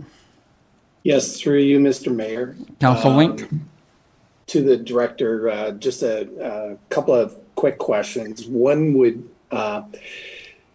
the LED streetlight conversion be put to tender as opposed to awarding it to Real Term Energy, or how do we get around employing them without doing an RFP?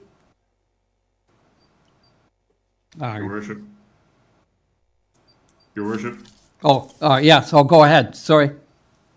So my answer's in two parts, although it's not that the question's improper, but we have drafted a whole report that will be published tomorrow and on next week's agenda that addresses that. So we are trying to create a public discussion on that item. The short version is by AMO taking the action that it did, basically vetting and endorsing that corporation, there's a mechanism, they create a mechanism whereby we can award without using our usual RFP process, if that's the desire.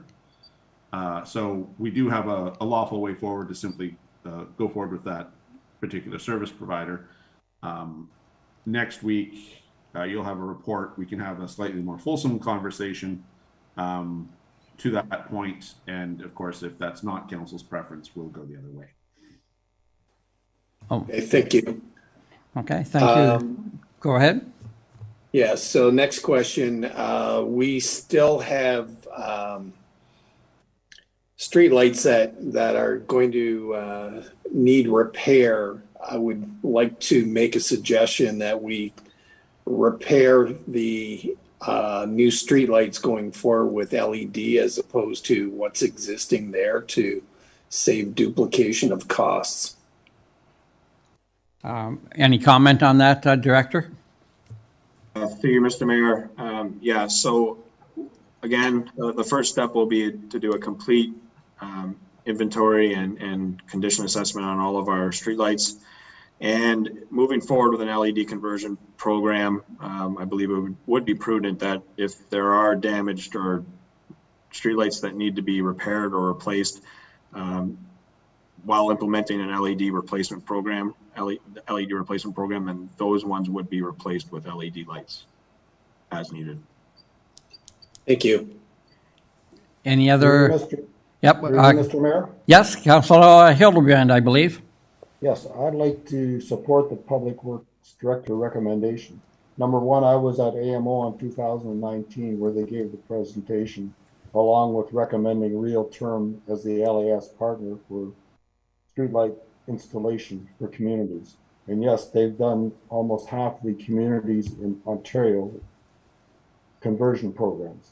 The second part about this is that I've talked to TransTest, our maintenance contractor, and they've been one of the installation companies that Real Term has used to install these fixtures for them. And they've got a great working relationship and said that the Real Term was very professional in project management, recommendation, and all the work they were doing. So it worked very well together. So in total, obviously my number one project, because it's a return on investment very quickly, is for LED streetlights. Thank you so much. Okay, thank you for those comments, Councillor. Any other questions or comments on the presentation on the LED conversion program? Yes, I have. Let's go to Councillor Hahn. Yes, through the mayor to the director of public works. So about a year, maybe year and a half ago, we had a presentation with regards to, and I think the term is night sky, something like that, with regards to downlighting. We talked about it in regard to cannabis, of course, lighting up the skies with the greenhouses and just other sources of really light pollution. Just asking whether or not this is consideration with regards to having that downlighting. Is that something that's going to be taken into consideration? Director of Public Works, Mar? Yes, so through you, Mr. Mayor, that's a good question. And in discussions with Realterm, they will do a photometric design as part of their assignment, which will include all basically a lighting design for the lighting network. It'll be based on RP8, which is one of the lighting design standards, and that takes into account all the effects of the light pollution. So that definitely will be a consideration as part of the project. Thank you. Okay, thank you, Councillor. Councillor Olson, I believe you're next. Yes, through you, Mr. Mayor, there was a couple of stipulations in the proposal, and one of them was, for example, 25% of the inventory require rewiring. What is the rate of requiring rewiring in the system we have right now? Do you have any idea about that? And they say 1% of the David arms be replaced as part of the contract. Do we have any figures or ideas of what that could be? To the director. For you, Mr. Mayor, we don't have a good handle on that, to be quite honest. So this is one of their first tasks that they will undertake, is to do a complete audit of our system. So what they've done here is they've made some assumptions as part of their initial proposal here. And during the investment grade audit that they do, they'll have a complete detailed assessment of all of our lighting network. Okay. Yeah, I do like the idea of the investment grade audit that they do and get everything lined up properly. This will be part of our GIS or asset management program as well, I suppose. To the director. Through you, Mr. Mayor, yes, they also will indicate through GIS where all of our streetlights are, and then that will form and be able to be input into our asset management plan as well. So that's another benefit of going ahead with the investment grade audit. Councillor? Yes, thank you, Mr. Mayor. I'm completely in support of whatever it takes to get us started on a project. Okay, thank you for that. Any other questions or comments on the LED presentation? Through you, Mr. Mayor. Councillor Hildebrand, I believe. Yes, with regards to maintenance, I know that TransTest told me that they used the input from the conversion that Realterm do, and everything is put into Google Earth. So it's very easy for them to do maintenance. They know exactly where the light is, what kind of light it is, what the wiring is, and as far as maintenance costs, it significantly reduces their time and effectiveness when they come to do maintenance at a light. So it's highly recommended. Okay, great, Councillor. Thank you for that. Any other? Yes, Mr. Mayor. Yep, go ahead. Through you, Mr. Mayor, to the director, how many streetlights do we have, and what's the life expectancy of an LED light? Director? Through you, Mr. Mayor, we have 1,322 streetlights, and again, we have had some new development, so that number may change when we do the complete audit on the system. Most of those are your standard Cobra headlights. We do have also some decorative lights in the town. 60 plus decorative lights that would also look at being converted over to LED. And from what I understand, the average lifespan of an LED fixture is about 100,000 hours. Councillor? I understand that. What is that, years? How long do they, I presume they stay on for 12 hours a day? or 8 That's- hours, depending on the time of year? That's correct. That's a question I would actually like to bring back to the Realtor, and then give a more fulsome answer to council on that particular question, because I think that's a good question that needs to be answered. So.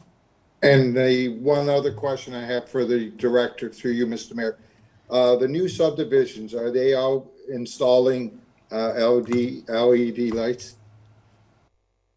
Through you, Mr. Mayor, yes, that is the new standard. Okay, thank you. Okay, thank you, Councillor. Any other questions, comments on the LED program? Through you, Mr. Mayor, I'd just like to comment on the number of years.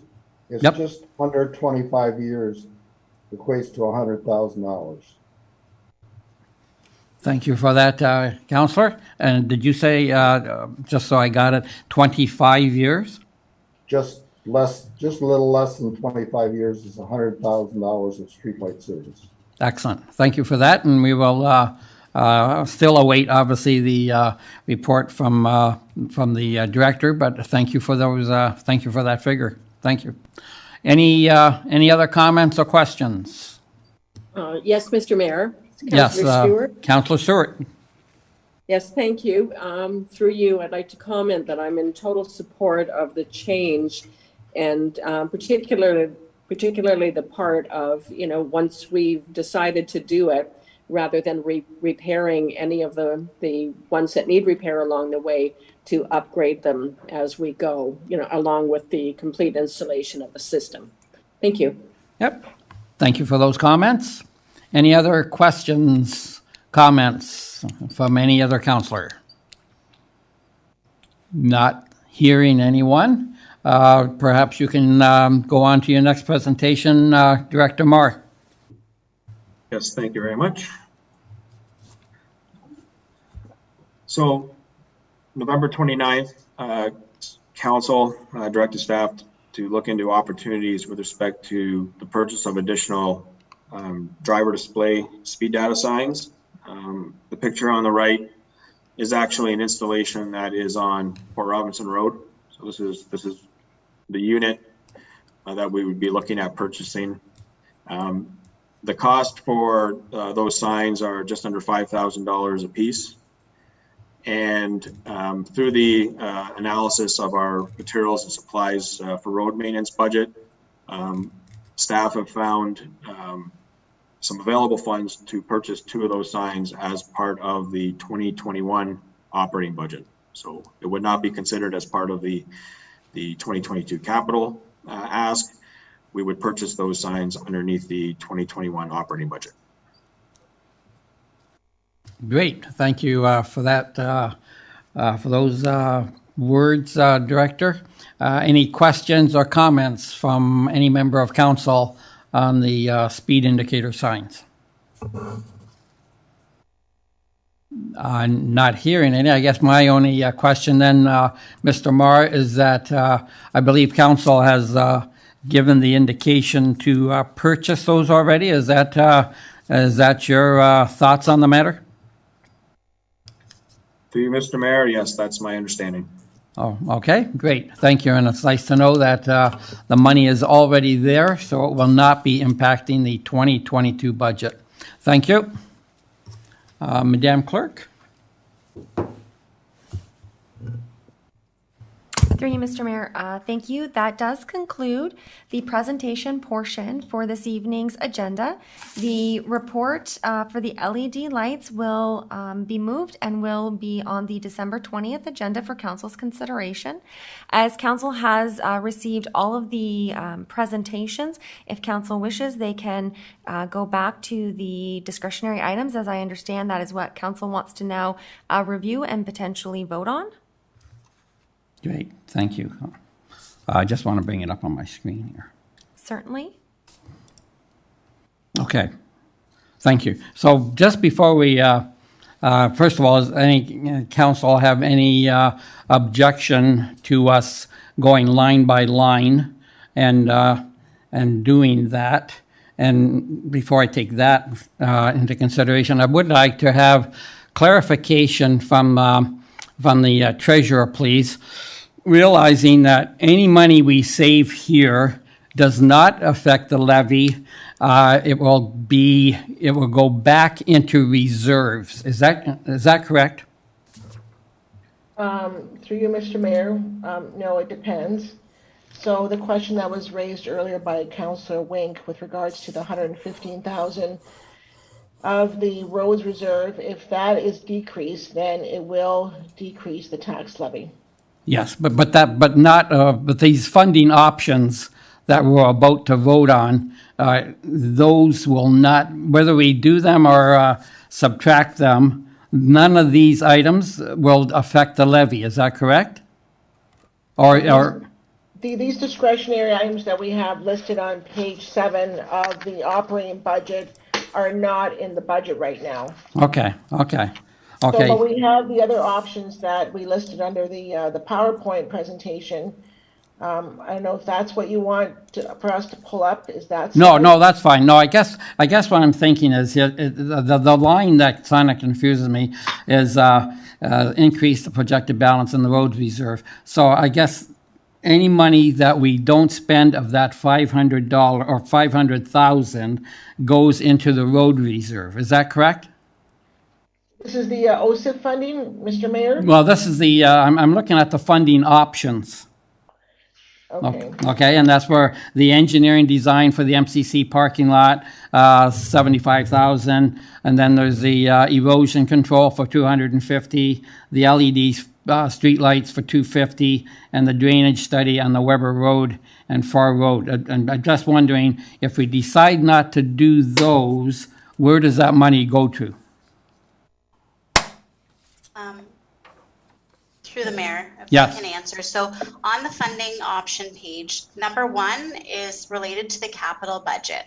Yeah. So the 519,586 is what would go into the reserve if we don't spend any of it. Okay. Any of those items listed below, as long as we don't exceed $500,000, any difference would go into the roads reserve and increase that balance. But if council were to approve items exceeding 500,000, it would further draw down the roads reserve balance. Okay, excellent. And then the number 2 items are operating related items. So it depends if council chooses to decrease the transfer to the roads reserve, and then if they approve other operating additions that exceed that amount, that would depend on the impact of the tax levy, if that makes sense. Yes. So part C there, if we change the transfer to the roads reserve, that has a tax levy impact. And then the parts under number 2, the gardening project and the Lamantria dispar spraying, those items would offset that depending on what council decides to do. Okay, excellent. The only other comment I would like to make is the drainage study for Weber Road and Far Road. It's unfortunate that we don't have a study before us that, in fact, will be on the agenda for December 20th, because that is a very it's a problem that is coming, that this council is going to have to deal with, and that Mr. CAO, maybe you could comment on the horse before the cart here, or the cart before the horse, I guess. Yes. Apologies, council. All this is coming so fast. We just didn't have a lawful way to get it on to tonight's special meeting, which has to be focused on budget and expenditures. Next Monday night and published tomorrow, you will have a planning report. The planning report will survey the various options with available to council and legal considerations pertaining to the issue of drainage in that area. The $50,000, I'm not speaking out of school to say that $50,000, staff are not recommending the expenditure of $50,000 to obtain that report, but it is an option available to council. You'll only get the rationale for that tomorrow when it's published, and then you can have a proper fulsome debate. Also, there are residents who are hoping to appear as delegates at next week's meeting. That being said, since tonight is the night you're in a position to have a substantive debate, we felt like we should at least include that so that it's at least possible for you to spend the 50,000, notwithstanding the fact you don't have all the arguments for and against.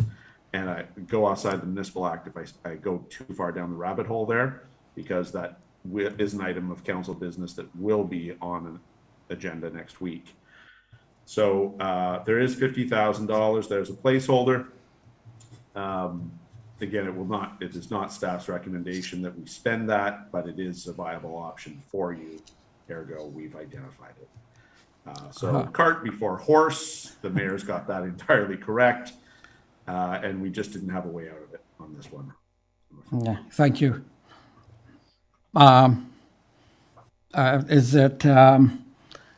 Is it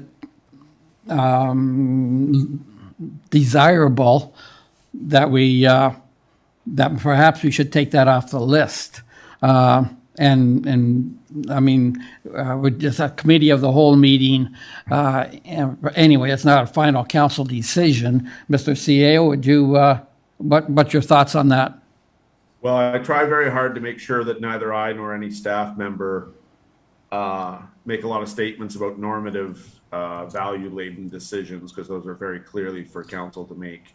The issue with the $50,000 study is it would provide greater technical understanding of the water flows in the area, and there is no legal basis or requirement for the municipality to spend that money.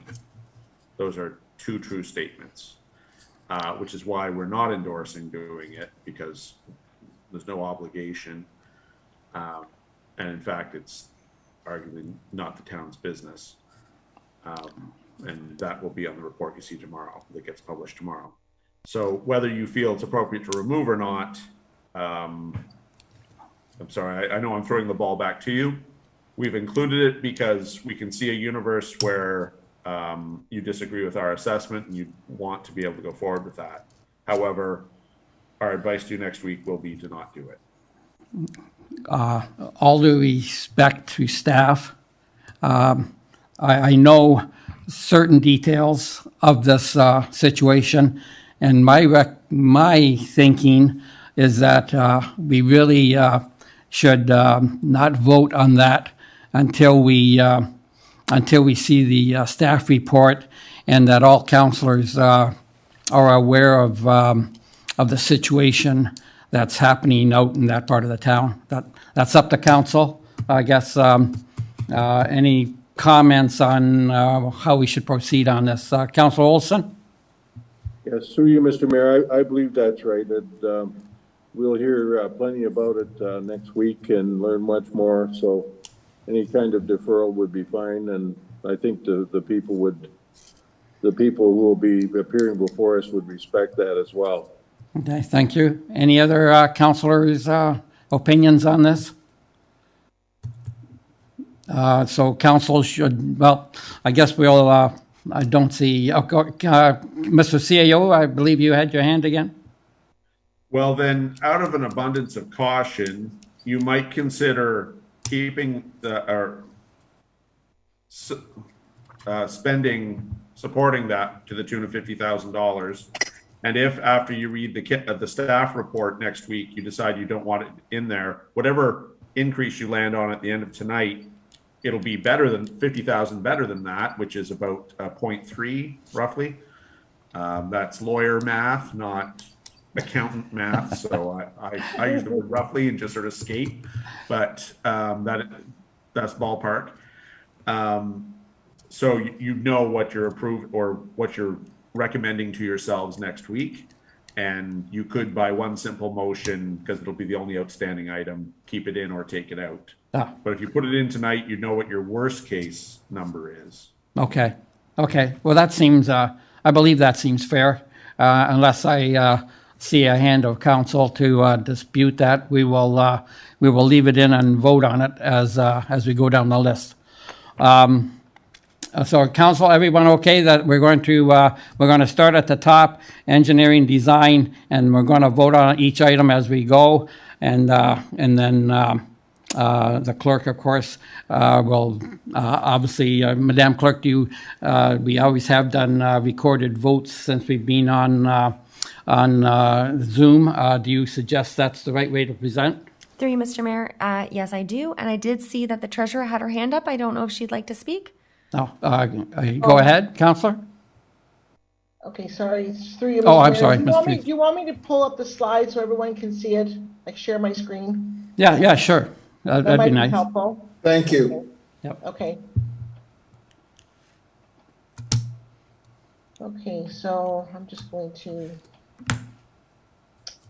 Yeah, that's great. Thank you. Not everybody, I guess, have them on their iPad. Good. Yeah, so, and I added the parking for the Ridgeville retail. I added that in there. Yes. Okay, very good. Thank you. Madam Clerk? Thank you, through you, Mr. Mayor. So for the first vote, what I'm understanding is that would be to add the additional capital funds for the MCC parking lot, and that's for the $75,000. And of course, as we always do before we have a vote, I should ask for discussion, perhaps. And I do need a mover for that, please. Oh, okay. A mover for the. I will move. Was that you, Councillor Hildebrand? Yes. Okay, thank you. Oh, okay. Sorry, was that Councillor Hildebrand or Councillor Core? Councillor Core. Thank you. Okay, Councillor. Thank you. Sorry. Any discussion? That's the question. Could we not go with the highest amount? Because if we go with the lowest, we could outspend ourselves here. Well, that's why we're conducting the vote on each single item, and. No, I understand, but if we're going to go with, okay, go ahead. And could we have one understanding about the LED lights and how are we paying for that? Yep. Again, I know we talked about borrowing money and we saved X number of dollars from another project. I just want to make sure 100% of where all this money's coming from the LED replacement. No, that's a fair question, Councillor. We did kick around a few options. Councillor, Director of Public Works, Mr. Marr, what was your take on it? Thank you, Mr. Mayor, and the treasurer may want to add to my response, but in essence, we found cost savings from another capital project that was being proposed in 2022. So that would fund the first portion of the LED program. And then there would be subsequent budget asks in 2023, and if council wishes to spread it over 3 years, then 2024, which would have to be approved to complete the project. Does that answer your question, Councillor Court? Yes, so one final question. So if I vote yes, we will spend $250,000 this year and also the savings that we saved on the other project. So it works out, and I don't have the numbers, so it'd be about $350,000 to $375,000 we're going to spend on LED lights this year. No, that's not how I feel it. Is that, Mr. Director, want to go have a kick at that can? Yeah, yes, through you, Mr. Mayor. So the intention of staff, if council approves to divert $250,000 from the Effingham project to the LED streetlight conversion project, then we will spend up to $250,000 on LED streetlight conversion in 2022. Councillor? So we don't need to vote on the LED lights tonight then, because we already found the money. Well, it's on the list, and I believe council has to show their intent, I believe. Any other? So now we're about to vote on the engineering. Mr. Mayor. Yep, Councilor Olson. Yes, a question for the treasurer. So the mechanism we're using here, how much money is going to go to reserves from this mechanism? Are we funding the reserves first and then go to these things, or what are we doing? Madam Treasurer? So through you, Mr. Mayor. So there's the option A, B, and C. So option A is to put all of that into the reserves. That's option A, and don't do anything else. Option B is you can pick up to $500,000 of the items on the list there. So right now we do have $250,000 for the LED lights from the savings of the Effingham Street project, which is coming in under budget. But you can also allocate another $250,000 out of that pot of $500,000 to make it $500,000. You can do that as well. Okay. There's different options. So option B means you could spend up to $500,000 on any of those items there. And then option C is that you can, decrease part of the roads reserve transfer to a maximum of $115,000 that will reduce the tax levy. So there's different choices here. Okay, thank you. Through you, Mayor, if I can speak, the clerk could answer this for me, but I think from our perspective in the finance department, if council would also vote on the top sentence there that says reduce the Effingham Street project by $250,000 and apply additional OSIF funding, because right now we have the capital budget as it was presented to council, and both of those items are changes to the budget. Okay. So we would want council, I believe, to indicate whether they are asking us to reduce the budget for the Effingham Street project by $250,000. Apply OSIF funding of $269,586, and then with that $519,000 that's left over, tell us whether any of these items in under B are the desire of council or whether they want it to go to reserves. Excellent. I never argue with the treasurer or the deputy treasurer. So we will indeed then, council, and with the blessings of the clerk, we will go and vote on the Pelham Street project reducing. Madam Clerk, you can perhaps read that into. Yes, sorry, thank you. And I do thank the Deputy Treasurer for that comment. One question, please? Oh, yes, certainly.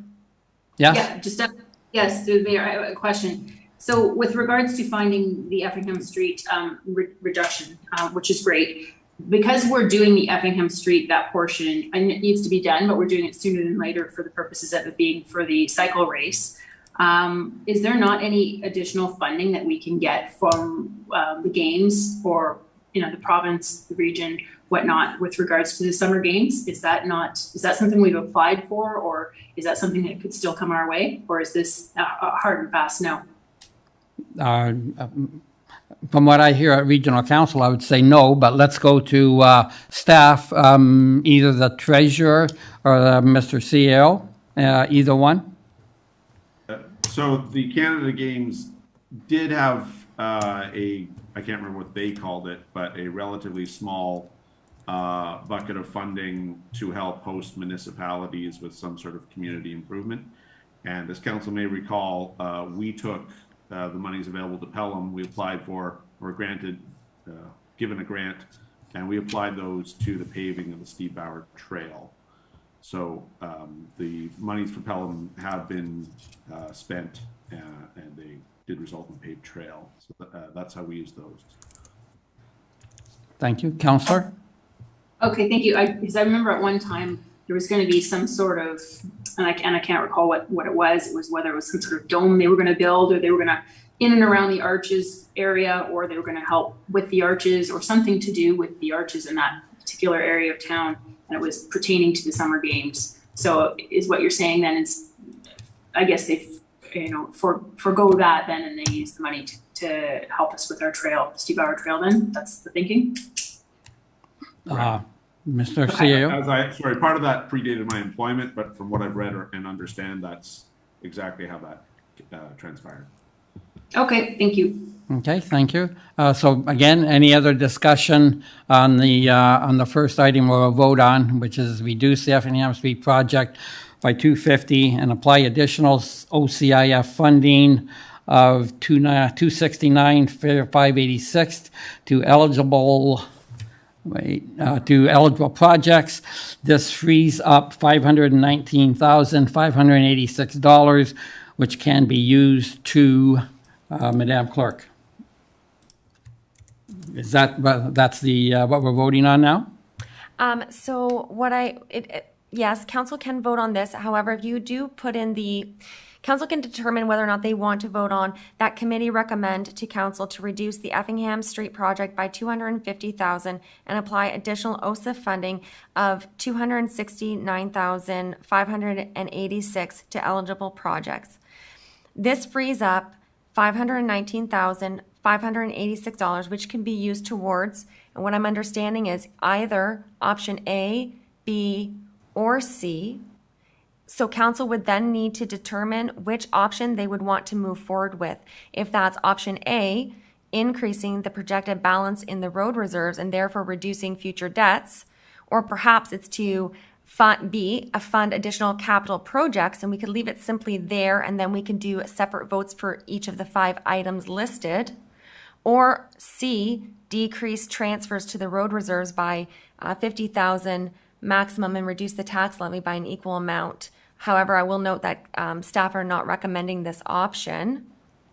If I'm understanding, this is the direction that the treasurers are looking for, so I'm not sure which option A, B, or C council wishes me to input into this original motion. If council does want to vote on those 5 individual items, I would recommend it would be to be used to fund additional capital projects. Yes. From the roads reserves to a maximum of $500,000, and then we could just simply vote on each item separately.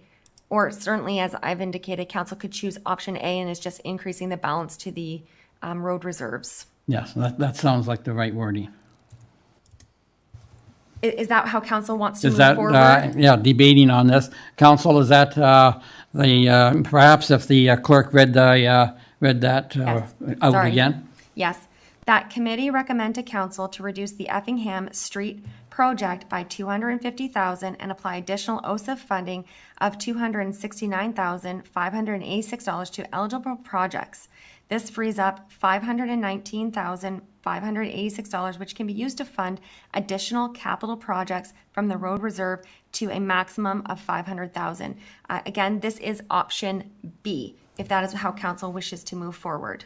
So we'll, any discussion on the wording, or any questions or comments on the wording? Yes, I have a question. Councillor Kaur?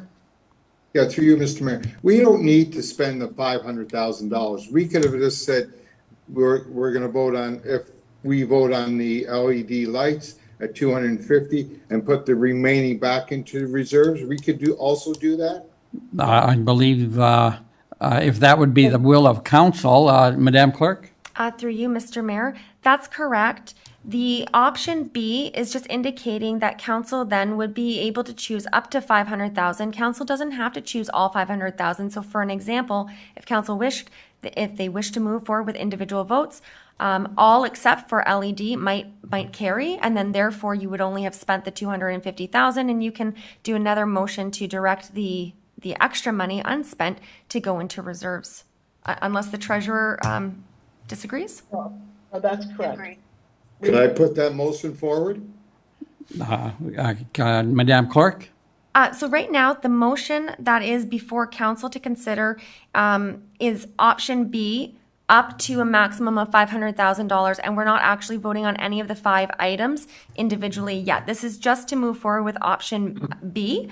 So once council made that determination, if that does carry, we would then do an individual vote on the MCC parking, on the erosion mitigation, on the LED, and on the drainage. And then afterwards, if we knew that there was there was more money left, then certainly, Councillor Kaur, you could bring forth a motion to pretend there's $100,000 left, to take that $100,000 and put it into reserves. Does that answer the councillor's question? Yes, thank you very much. Okay, thank you, Councillor. Any other comments? I have a question, yes, through the mayor's.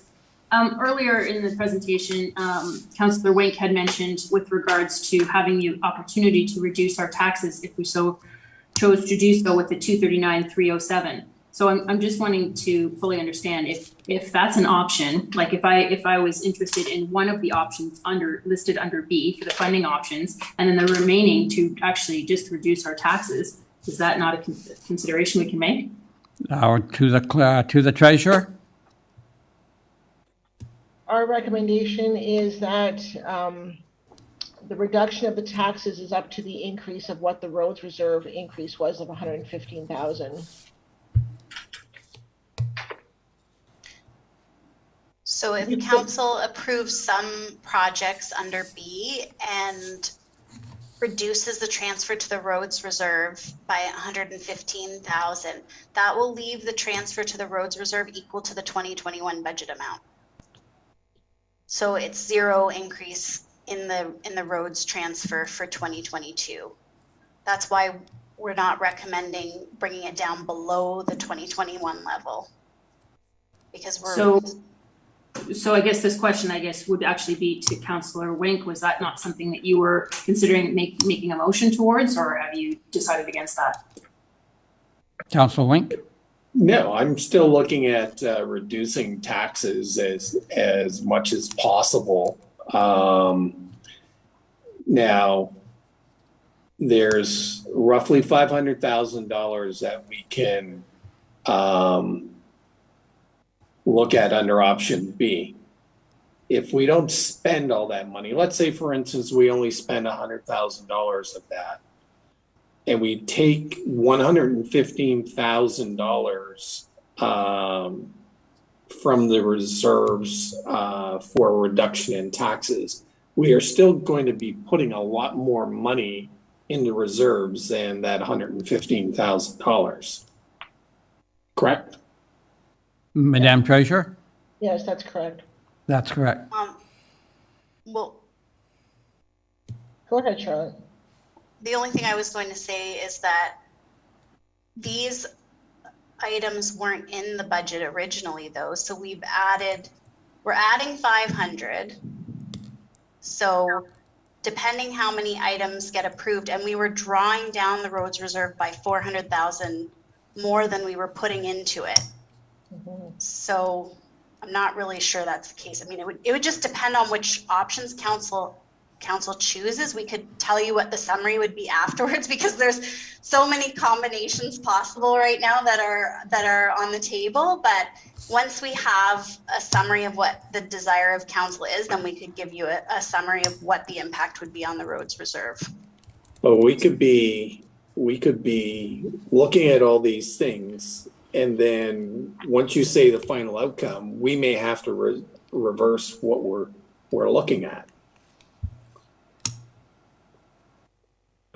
Any comment on that, Treasurer? I think Mr. Cribbs is. I think Mr. Cribbs is trying to say something. Councillor Wink is correct, but we have to start somewhere. So my strong advice to you is that you go to B, have a group discussion as a group, debate the merits of the engineering design for an MCC parking lot. And for those who'd rather, a good thing to say is, no, I would rather put 75,000 into the reserves or apply that towards the 115 for tax reduction, to reduce the tax rate, the tax increase, than that item. And that's sort of how you can hear each other and get your valuation. Anyway, that's the best way you can do this, going through line by line. Because for some of you, it will be worth spending money on some of these items, and for others, it will not. And that way you'll kind of hear it. Councillor Hahn? Yes, I understand what the CEO is suggesting. So in my opinion, for instance, I like, in particular, the LED street light replacement, and that's the 250, and the MCC parking. And that would take it to 325, and there's 519, so that's going to leave the difference then to reduce taxes. So that would be something I would be keen on doing. Okay, thank you. Any other discussion, questions before we begin in the voting? Not seeing any. Madam Clerk? Thank you, Mr. Mayor. Just for clarity, I will repeat this back into the record. That committee recommended council to reduce the Effingham Street project by $250,000 and apply additional OSIF funding of $269,586 to eligible projects, freeing up $519,586, which can be used to fund additional capital projects from the roads reserves to a maximum of $500,000 bracket option B bracket. I would need a mover for this. Any other? I'll move it. Okay, good. Thank you. So I do have Councillor Corr as the mover, and then certainly, does council wish to further debate? Yeah. Any further debate before we vote on this item? Not seeing any. Madam Clerk? Thank you. The first vote begins with Councillor Hahn. Yes. Councillor Hildebrandt. Yes. Councillor Corr. Yes. Councillor Olson. Yes. Councillor Stewart. Yes. Councillor Wink. Yes. Mayor Junkin. Yes. Thank you, Mr. Mayor. That does carry. Therefore, council can now start voting on individual items.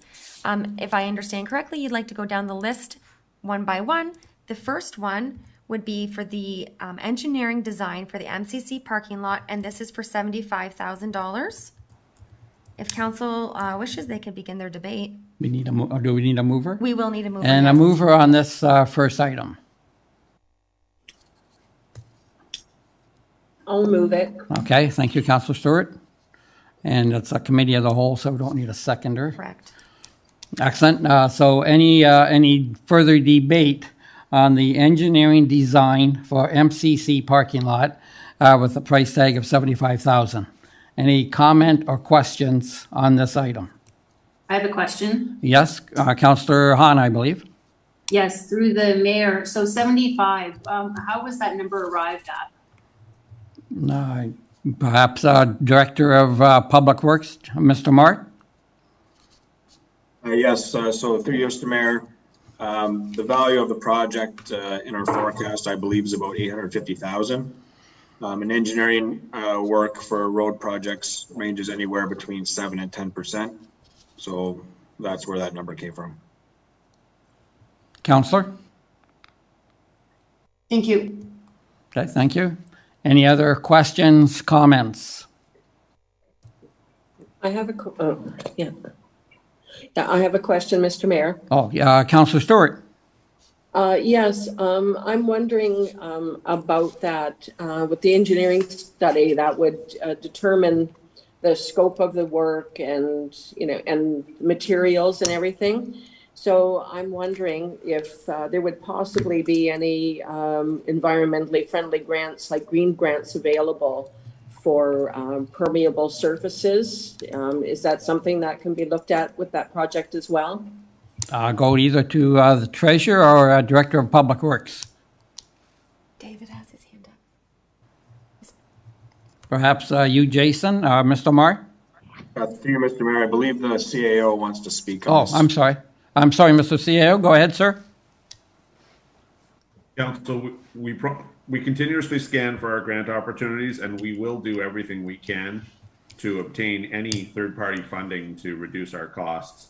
But that being said, I really want to be abundantly clear. There is no such thing as a grant for a parking lot. There haven't been for 20 years. We might manage to get a small component pertaining to environment, maybe somewhere, but I really want to manage that expectation. It is extremely unrealistic that we will be successful in getting grant funding for a parking lot, whether that be engineering or the actual work itself. That is not something higher orders of government have been encouraging for in this millennium. Okay, thank you for that, Mr. CAO. Back to you, Councillor Stewart. Any further comments?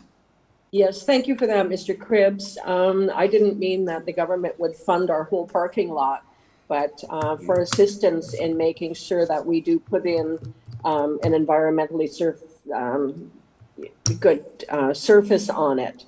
So just to help mitigate the cost. That is certainly how we would try to characterize our grant funding, and we will chase after it. I undertake that quite seriously to you. that is a difficult road to hoe. Thank you. Okay, thank you, Councillor. Any other questions, comments? Yes, Is that Councillor Core? yes, to you, Mr. Mayor, to the director. How long would these engineering designs last if we don't have money in the next 2 to 3 years? Are these designs 5 years, or do we have to redo it every 2 years? To the director? We pay for it. Yeah. So through you, Mr. Mayor, no, the engineering design work would be, it doesn't expire. This would be an assignment that we would hire an engineering firm to come in, do a soils investigation, come up with a pavement recommendation. They would also have through an RFP, we'd have the ability to have them look into green alternatives as part of the design. But basically, there's always a design phase, property acquisition, utility relocation phase, and then a construction phase. And that usually big capital projects happen in 3 consecutive years like that. It doesn't have to be consecutive. But with a project of this magnitude, the design work, it wouldn't expire. Okay, thank you. Thank you, Councillor. Any other questions or comments? If not, I will ask the clerk to conduct the vote. Thank you, Mr. Mayor. So this is for the engineering design for the MCC parking lot in an amount of $75,000. This was moved by Councillor Stewart, and this vote begins with Councillor Hildebrandt. No. Councillor Core. Yes. Councillor Olson. No. Councillor Stewart. Yes. Councillor Wink. No. Councillor Hahn. Yes. Mayor Junkin. No. Thank you, Mr. Mayor. That motion is defeated. Thank you. Council, we now move to the number 2 item, and that is erosion mitigation construction at Highway 20 outlet from Storm Pond and East Fond Hill for a cost of $250,000. Any comments or questions to staff on this expenditure? So through you, Mr. Mayor, Yes, Council Wink. is it possible that it gets added but be red circled in the event that we can get grants for this? I'll go to the CAO. Oh, I was really hoping you were going to go with the treasurer on this. Oh, well. The technical answer is yes, we can add things in and red circle them, but I think I'd like to hear her answer. Okay. Where I said, I think that means you've still spoken for the monies. Okay, sorry, Madam Treasurer. Yeah, so through you, Mr. Mayor, if the item is approved and 100% dependent on grant funding, then it doesn't impact the $500,000. It's red circled. So that means that if the grant funding comes in, then the project moves forward. But right now, I don't know of any grants out there that would fund this type of project. I don't know if the Director of Public Works is aware of any projects, but if there was one out there, we would have included it in the budget. Excellent. Yes. Any comment from the director? Hey, Mr. Mayor, I'm not aware of any current grants that are out for this project. Previously, we did apply for a grant. Can't actually recall the name of that grant. I can get that for council, but it wasn't a lot of money, and we haven't got any response back on that submission. So I don't think we were successful. Okay, thank you. Any other comments or questions on the? Yes. Is that Councillor Hahn? Yes, through the mayor. So this question is to Director Marr. Considering that the erosion and the tunneling of water obviously goes underneath the regional road, is the region not prepared to assist in this regard for funding? To the director. Through Mr. Mayor, at this time, we haven't had any commitment from the region. Those conversations definitely will take place, but as of right now, we have no commitment from the region for funding the project.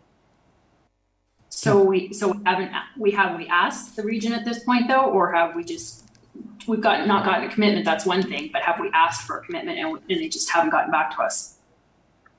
To the director. Through you, Mr. Mayor, to answer the question, there was initial discussions completed last summer with the region. Again, very high-level discussions. There was no plan in place. We didn't know what the design was going to be for the construction portion. I can update council.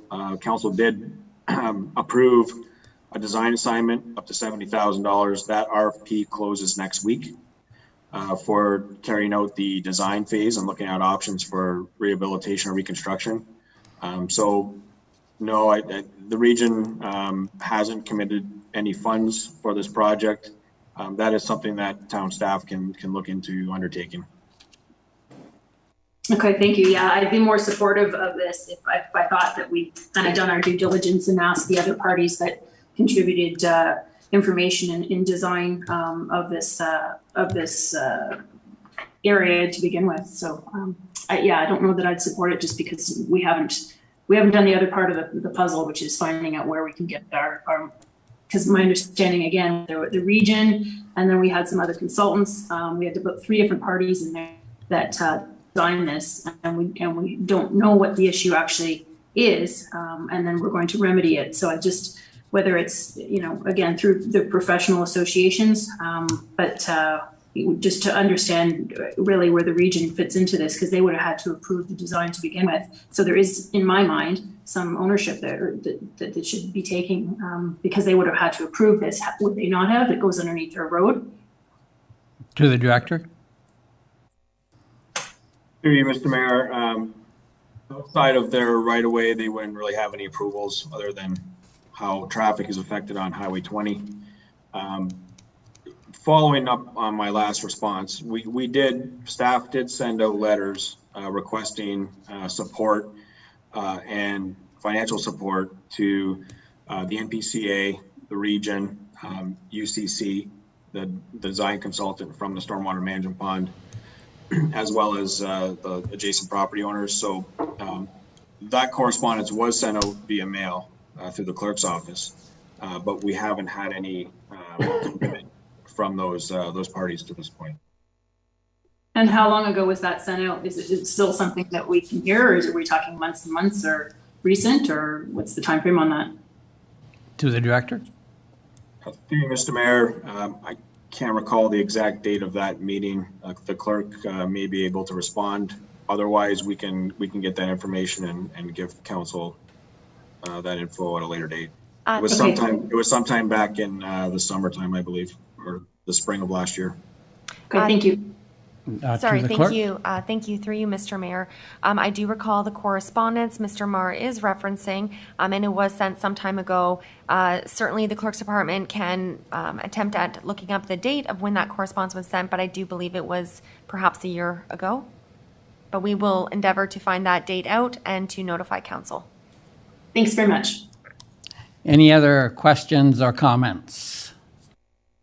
Not seeing any. I'll ask the clerk to conduct the vote. Thank you, Mr. Mayor. I just want to make sure for clarity that I have it correct. I've added Councillor Wink's suggestion. So this would be for the erosion mitigation construction at Highway 20 outlet from the storm pond in East Font Hill for $250,000, and that the expense be red circled unless 100% of the project can be funded by grants. I just asked council if this is correct and then look for a mover. Councillor Wink, is that, was it Councillor Wink to put that motion forward? It was Councillor Wink who made the suggestion. I did. And Councillor Wink will move that, and that is acceptable to Councillor Wink, the way that it is? Thank you. Yes. Okay, great. Thank you, Councillor. Excuse me, just for clarification through the mayor. So in other words, to the clerk, so just so I understand, so if this is funded, we move ahead. If there is no grant funding on this, we don't. Is that correct? Through you, Mr. Mayor, I have included the language that the expense be red circled unless 100% of the project be funded by grants. And as I understand from the treasurer, that means the project would not move forward unless she has received 100% grant monies to do so. Thank you very much. Madam Clerk, may I suggest you change that wording to grants or third-party funding? Thank you. There may be some organizations that don't give grants, but would still make a financial contribution. I thank the CAO for that suggestion, and I have added or third-party funding. Okay. Any other questions or debate on this item? Not hearing or seeing anyone. Madam Clerk? Thank you. This vote begins with Councillor Kaur. No. Councillor Olson. Yes. Councillor Stewart. Yes. Councillor Wink. Yes. Councillor Hahn. Yes. Councillor Hildebrandt. Yes. Mayor Junkin. Yes. Thank you, Mr. Mayor. That does carry.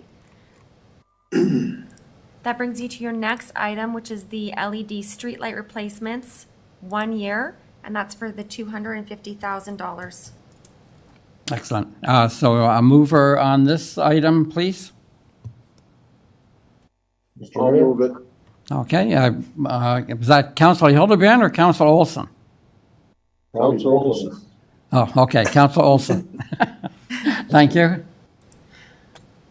Thank you, Mr. Mayor. So I have the LED streetlight replacement, year 1, for $250,000, and it's moved by Councillor Olson. To you, Mr. Mayor, for any further debate. Thank you. Any other comments or questions on this item? And I don't see, oh, I'm sorry, Councilor Kaur, is that your hand up, or are you getting ready to? I'm getting ready to vote. Okay, sorry, sir. Okay, not hearing anyone or seeing anyone, I'll turn to the clerk. Thank you. Through you, Mr. Mayor, this vote begins with Councillor Olson. Yes. Councillor Stewart. Yes. Councillor Wink. Yes. Councillor Hahn. Yes. Councillor Hildebrandt. Yes. Councillor Kaur. Yes. Mayor Junkin. Yes. Thank you, Mr. Mayor. That does carry. Mr. Mayor, that brings you to your next item, which is the drainage study for Weber Road and Farr Road. And this is for $50,000. To you, Mr. Mayor, for debate. Okay, any questions or comments on the drainage study for Weber Road and Farr Road with a price tag of $50,000? Any comments or questions from council? I don't see any, and I don't hear any. Madam Clerk? Mr. Mayor, I'm just looking for a mover. Councillor Stewart, was that? Yes, it was. Oh, go ahead. Yes, seeing as this is going to be on our agenda next week, can we defer making a decision on this? Can we just simply, put a placeholder for it, and then we can make an informed decision when we have all the information? Through you, Mr. Mayor, if I may.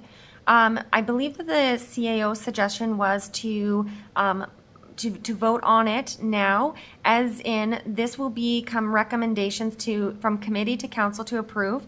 And if you do vote it in now, you can always change your mind at the December 20th council meeting and decide to remove it if you so choose to, after you've considered your delegation and the report that is coming. Mr. CAO, is that correct? Is that the advice that you wish to move forward with?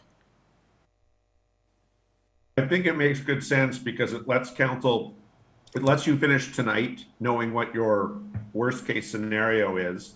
And it gives you a week to have feedback from members of the community and then make a fulsome decision, 6 nights from now. So notwithstanding the fact that I and the other staff involved are recommending against this, I actually think it's rational for you to vote to put it in, and then you can take it out at the last minute, in essence, next Monday night, if you come to the conclusion that it's not money well spent. Thank you, Mr. CAO. Back, Councillor? Yes, thank you. Okay, thank you, Councillor Stewart. Any other questions or comments? Not seeing or hearing any. Turn to the clerk. Thank you. Through you, Mr. Mayor, if I may, was Councillor Stewart also moving that motion, or was she moving that? Yes, I'll move it. Thank you, Councillor Stewart. One moment. This vote would then begin with Councillor Stewart. Yes. Councillor Wink. Yes. Councillor Hahn. No. Councillor Hildebrandt. Yes. Yes, sorry, Councillor Hildebrandt, that was a Yes. yes, thank you. Yes. Councillor Kaur, Yes.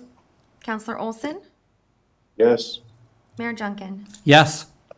Thank you, Mr. Mayor, that does carry. Mr. Mayor, that brings you to the parking for Ridgeville. And I believe that was for $50,000. And we need a mover for that. I'll move it. Okay, thank you. I believe that was Councilor Olson. That's correct. Thank you. Thank you. Is there any other debate on this? Yes, hang on 1 second. Questions or comments on this item? Yes, Mr. Mayor. Councilor Stewart. I seem to remember that some time ago, I don't know whether it was last year or possibly the year before, that this did come up, and that we did allow for cars to be parking at the water filling station. So my question is, the parking for Ridgeville Retail, is that an additional space on that property to be paved and marked out for parking? We'll go to the Director of Public Works, Mr. Marr. Through you, Mr. Mayor. No, we're not promoting cars parking on the area that's currently paved where the water filling station is. This is a proposed parking spaces adjacent to that paved portion. So that it is in addition. It's not the parking. We don't want traffic parking on the paved portion that's there now. This will be in addition to that. Councillor? Thank you. Okay. Any other questions, comments? Yes, to you, Mr. Mayor. Councillor Kaur. So this money is being spent on town property. I'll go to the Director. Through you, Mr. Mayor, yes. So it'd be just a parcel that would be paved adjacent to the existing asphalt paved area at the water filling station. Councillor? Thank you. Any other questions or comments? Yes, I have a question. Councillor Hahn? Yes, through the mayor, is there a reason why the parking lot behind the, I guess the coffee shop and the Bob's Boys place, why that parking lot isn't ever being used? I know in the very back portion, had some picnic tables over by the grass area, but there's seldom actual cars parked in that parking lot. To the Director? Through you, Mr. Mayor, that's a private parking lot. I don't have any comment on that. Councillor? I guess I would want an answer as to why that's not being used. But if we don't know, can perhaps look into that, or is that just our vast no, we're not going to look into it, or it's just curious to me, and I agree, the street's obviously congested with parking, but that parking lot behind, I don't know if it goes with, if those shops are owned or if they're leased, if they just don't want to pay the rent, or it's not to be rented, or what the situation is, but that would be some questions I would want answers to. Well, if I may, the shops are owned by the individuals that run them, and that parking spot that you're referencing, that's on private land, and he's under no obligation to let anybody else park on it. Okay, thanks. I just asked because there was picnic tables in that area this year with COVID, so I just wondered why it was being used then and it can't be used now. But I guess we don't know the firm answer. That's okay. Thanks. Okay, thank you. Any other questions, comments? Yes, Mr. Mayor. Councillor Stewart. Yes, I understand the concept of private land and using it for what you choose, but do you know who the owner of that private land is? Is it the person who owns that building that leases out to the stores? I wouldn't want to answer that if I'm I'm not 100% sure. I haven't seen the deed, so I really don't want to comment on that, Councillor. Okay, thank you. I think it's important for us to know that, because if it is the owner of the building, I would think that it would be in his best interest to allow parking. Thank you. Okay, thank you. Any other questions or comments? Not seeing any, Madam Clerk? Through you, Mr. Mayor. So again, just for clarity, this is for parking for the Ridgeville retail, and this is in the amount of $50,000. And this vote begins with Councillor Wink. Yes. Councillor Hahn. No. Councillor Hildebrandt. No. Councillor Kaur. No. Councillor Olson. Yes. Councillor Stewart. No. Mayor Junkin. Yes. Thank you, Mr. Mayor. This vote is defeated. That concludes the 5 items. I believe that council has voted on $300,000, so I believe there's $200,000 left, but I would suggest that the treasurer check my math, and council can determine what they wish to do with that. Madam Treasurer?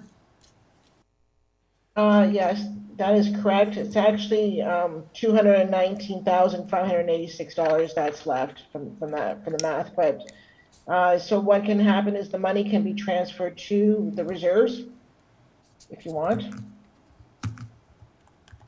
Excellent.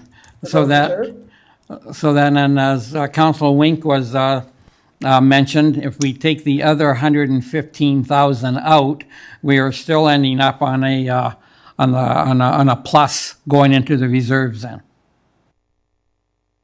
Yes. And I take it it's against staff recommendation to use any of this money, the 200 and, but I'm sorry, I didn't get the figure, but that money. Yeah, so it's, it's obviously up to council's decision on that. Yes. We would suggest that at a minimum, the roads reserves would stay at 115,000. So that's what we would say. That's the original amount that we've increased the roads reserve. You do have up to the 219,000 right now that's going to the roads reserve. If you want to reduce that, that's up to you. Okay, excellent. And the other thing too is you can also increase, Mayor, let's say the LED project, as opposed to spending 250,000, you can increase the allocation to that one as well. That was just an amount that was brought forward based on the $250,000 of savings that the Director of Public Works found from the Effingham project. So that number can increase it as well if you want to do more LED projects. Okay, thank you. Councillors, you've heard the options.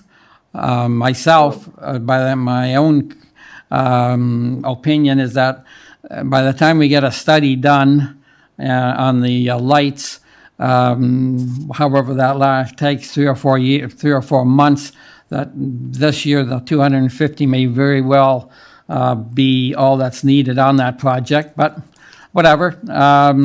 So open up to council. Comments or questions? Councillor Wink. Councillor Wink, did you have your hand up? I did. Thank you, Mayor. So I would like to see the budget or the tax levy decreased by the $115,000, and the balance of the funds go to road reserves. Okay, thank you for those comments, Councillor. Any other councillor questions, Mr. debate? And Councillor Olson, sorry, go ahead. Yes, yes, Mr. Mayor, through you. We have the other 2 projects below there, the gardening project and the additional gypsy moth spraying. When will they be considered? I believe, and the clerk will correct me on this, that council has already voted on those, I believe. Madam Clerk? Through you, Mr. Mayor. Council voted on option 1B. I ask the treasurer if there is additional funds then to be, after we've concluded options 1B, if there is additional funding that council can determine with option 2 for this money, or is it just that if they approve those additions that it's increasing the levy? So through you, Mr. Mayor. Number one was all capital budgets. Yeah. Number two is operating budgets. So right now we're dealing with capital budget. Operating. Yes. Go ahead, Madam Treasurer. Yes, Councillor Rink is correct. So one is dealing with just all of the capital issues that we have. So right now that we have the $300,000 of the capital projects that have been approved, the $250 for the LED and the $50,000 that's just been earmarked right now for the drainage study. So there's $219,586 left. So that money can either be transferred to the roads reserve, or a portion of that can be used to offset the tax levy. If we want to do the gardening projects and the additional gypsy moth spraying, then that would be an increase to the tax levy. Okay, thank you. Through you, Mr. Mayor, could we just vote on Councillor Wink's proposal? Councillor Wink, knowing what the treasurer just said, do you wish to stay with the 115, or would you? Are you okay with that proposal? Yeah, I'm okay with that because what we're talking about is capital budget, not the operating budget. So yeah, I'm fine with what I had proposed. Okay, so then. Adjust the operating budget to increase the tax levy.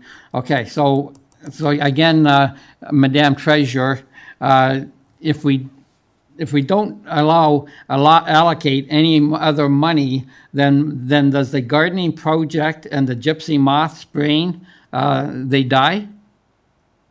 Well, currently, through you, Mr. Mayor, currently they're not on the, they're a discretionary item not in the budget. So we have $150,000 in the operating budget for the gypsy moth. This is for additional spraying. Yes. Yeah, that was the open house. So yes, they would not move forward. Okay. And right now we've got $150,000 in the gypsy moth spraying program. Yes. Okay. Yes, we do. Okay, thank you. That's in the operating budget. Yes, and if I could direct council's attention to one other project that either they may want to cancel and take the money and put with the $115,000, and that was, and I don't have the page, and perhaps the treasurer can help me out. There was a $28,000 which was new money to be spread among committees. Perhaps you could explain a little bit more on that. And myself, I'd like to see that $28,000 because it's new money. I would like to add that $28,000 to the $115,000. Perhaps the treasurer can explain that $28,000 to the committees. What was that? Yeah, so through you, Mr. Mayor, it's there was a $5,000 allocation to each of the committees of councils to do some of the projects that they wanted to do. So that's new. The net amount is $27,500. So that is new to all. Some of the committees currently have budgets. For example, the Pelham Transportation Committee currently has a budget, but other committees don't. And this was just an allocation to the various committees. I don't know if the CEO would like to add a bit more to that. Mr. CAO? Well, certainly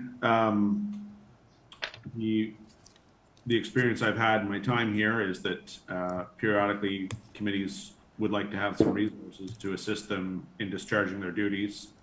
Some for people to take training, others to to purchase advice or services or what have you. And $5,000 is a relatively modest amount, of course, spread across the committees. But at least it gives them some capacity to operate and do things. So we felt this was a reasonable amount, given that there's at least one committee that does have that as a budget and several others are at zero. That being said, this may be the wrong year to extend those resources and those opportunities to those committees. I know we have a number of dedicated volunteers, frankly, across the spectrum, and they've been content thus far to volunteer without having any budgets. So that was the vision, was to help strengthen the committees and give them more capacity and opportunities to do things.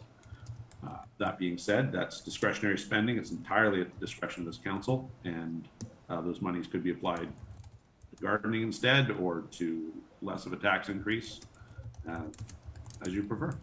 Okay, thank you for the explanation. I just thought I would draw this to council's attention. If you want to eliminate that money, we would need a mover. If there is no mover, then the 28,000 stays where it is. I have a question. Councillor Hahn? Yeah, through the mayor. So if you do the 115 and the 27, I think it was 5, so the 142.5, I guess this question would be to the treasurer. What's the net effect then on the reduction on our tax levy? Yeah, so to you, Mr. Mayor, it would decrease the 4.77 to 3.87. It's a 0.91 reduction. Okay, well that would be my vote. Okay, thank you. We need a mover for that, Councillor? I'll move that. Okay, thank you. Any other discussion on the motion?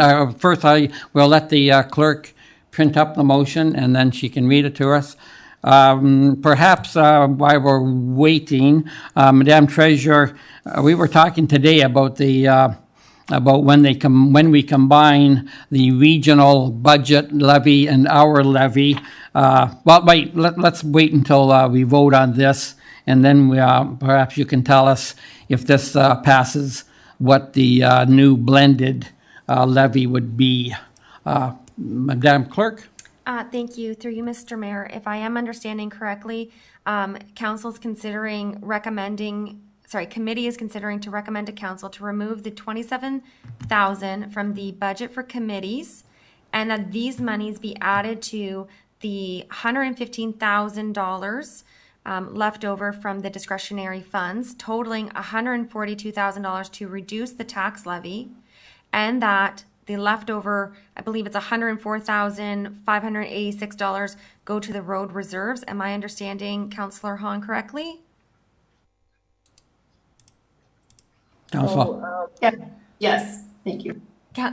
Sorry, the treasurer, is my math correct? Yeah. Are you satisfied? Yeah, so through you, Mr. Mayor, to the clerk, it's 27,500. So the reduction is the 115,000 plus the 27,500 is the reduction. Okay, thank you. And that will reduce the tax levy by 142,500, which is a 0.91 reduction percentage. Thank you. Thank you. And that, so that the tax levy would be reduced by the 142,500, which is the 0.91%, and that the balance of the funds, which is the 104,586, go to the road reserves. And this is being moved then by Councillor Hahn. Is this correct? Yes. I don't know. Madam Treasurer, are you happy with the addition of the what the clerk at the last part of that motion? Or should we just leave it at 115 plus 27.5 for now? No, so what she's doing, through you, Mr. Mayor, we're allocating the $219,586 to the roads reserve from the funds that we had in option B, and then we're moving out 115,000. That's where the net of 104,586 comes in. So the clerk is correct. Okay, really. Thank you. I shouldn't have questioned Madam Clerk. No, that is certainly fair, Mr. Mayor. I do see Councillor Wink has something to say. I think Councillor Wink, did you have... Yeah, so just a couple of comments, or one comment in particular. So part of those $27,000, Pelham Active Transportation Committee has been receiving $5,000 each year for I don't know how many years. So now we're taking that allocation away from them. So it's one thing to give something to a committee that they've never had, but we've got a committee that's received that funding for quite some time. Well, and I'm opposed to that. Okay, well, let's go back to Councillor Councillor Hahn, would you like to change the motion to so the Pelham Active can keep their 5,000? So, Mr. Mayor, can Oh. I give an update? Okay, all right, so let's go hear from the treasurer. Yeah, so through you, Mr. Mayor, the $5,000 that's sitting there right now, Councillor Wink, is still there. This is new money. This is incremental. So your 5,000 for the Pelham Transportation Act Committee. Thanks for clarification. So Charlotte, go ahead. Go ahead, Charlotte. If I can add to that, it's 2,500 was what was in the budget prior to this incremental change.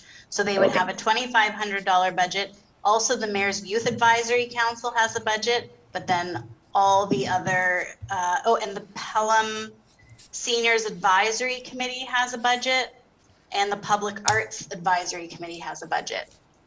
So the ones that would be losing the incremental addition is the Pelham Active Transportation Committee for 2,500, the Community Beautification Committee for 5,000, the Finance and Audit Committee for 5,000, the Cannabis Control Committee for 5,000, the Municipal Heritage Advisory Committee for 5,000, and the Utility Sustainability Committee.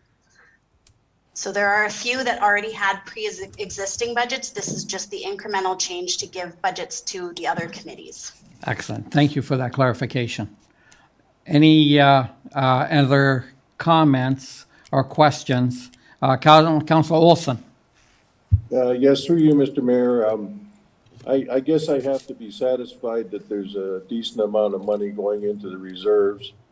I would prefer naturally that all the monies go to the reserve because we're desperately low in them. I don't like the idea of the committees being without funds, but recognizing that the work that they do, we get a lot of really good work from them. But I will definitely, I will support that because with the tax decrease and the increase in the surplus, I'm satisfied with that, with the reserves. Okay, thank you for those comments, Councillor Olson. Any other comments, questions before we call the vote on Councillor Hahn's motion? Not seeing any. Madam Clerk? Thank you, Mr. Mayor. This vote begins with Councillor Hahn. Yes. Councillor Hildebrandt. Yes. Councillor Kaur. Yes. Councillor Olson. Yes. Councillor Stewart. Yes. Councillor Wink. Yes. Mayor Junkin. Yes. Thank you, Mr. Mayor. That does carry. And through you, Mr. Mayor, I do believe that wraps up the $500,000, and then that brings us to any potential adjustments to the operating budget, which would therefore increase the tax levy by adding any of these discretionary items. So if council wishes, would they like to consider them each separately again? Council, should we vote on each one of those separately or together? What would be the consensus? We could vote on together. Okay, thank you, Councillor Court. Councillor Olson? Divided. Yeah, and any other councillor? I think as long as we got one divided, I think that's what we do. Is that? Through you, Mr. Mayor, it's simply a request from one councillor. So yes, if we have a request to have them heard separately, we will do so. Yes, okay. So we will be voting on them separately. Thank you. So the first one is that committee would recommend to adjust the operating budget to increase the tax levy and to add the expenditure of a garden project. This is in the amount of $20,000. I would need a mover for this. Any debate on this one? Councillor Olson? Yes, I'll move, Mr. Mayor, through you. This is going to be the year of the garden. 2022 is going to be a pretty significant year for our horticultural industry, our landscape industries, and it goes to the culture of our community. So that's why I'll be voting for it. And I think we need a little bit of money to promote and to educate, and the staff should have some ability to do those things. Okay, thank you, Thank you, Councillor. Any other comments or questions on the garden vote? Not seeing any, Madam Clerk? Thank you. I do have this moved by Councillor Olson, and the first vote for this is Councillor Hildebrandt. No. Councillor Kaur. No. Councillor Olson. Yes. Councillor Stewart. Yes. Councillor Wink. No. Councillor Hahn. No. Mayor Junkin. Yes. Thank you, Mr. Mayor. That is defeated.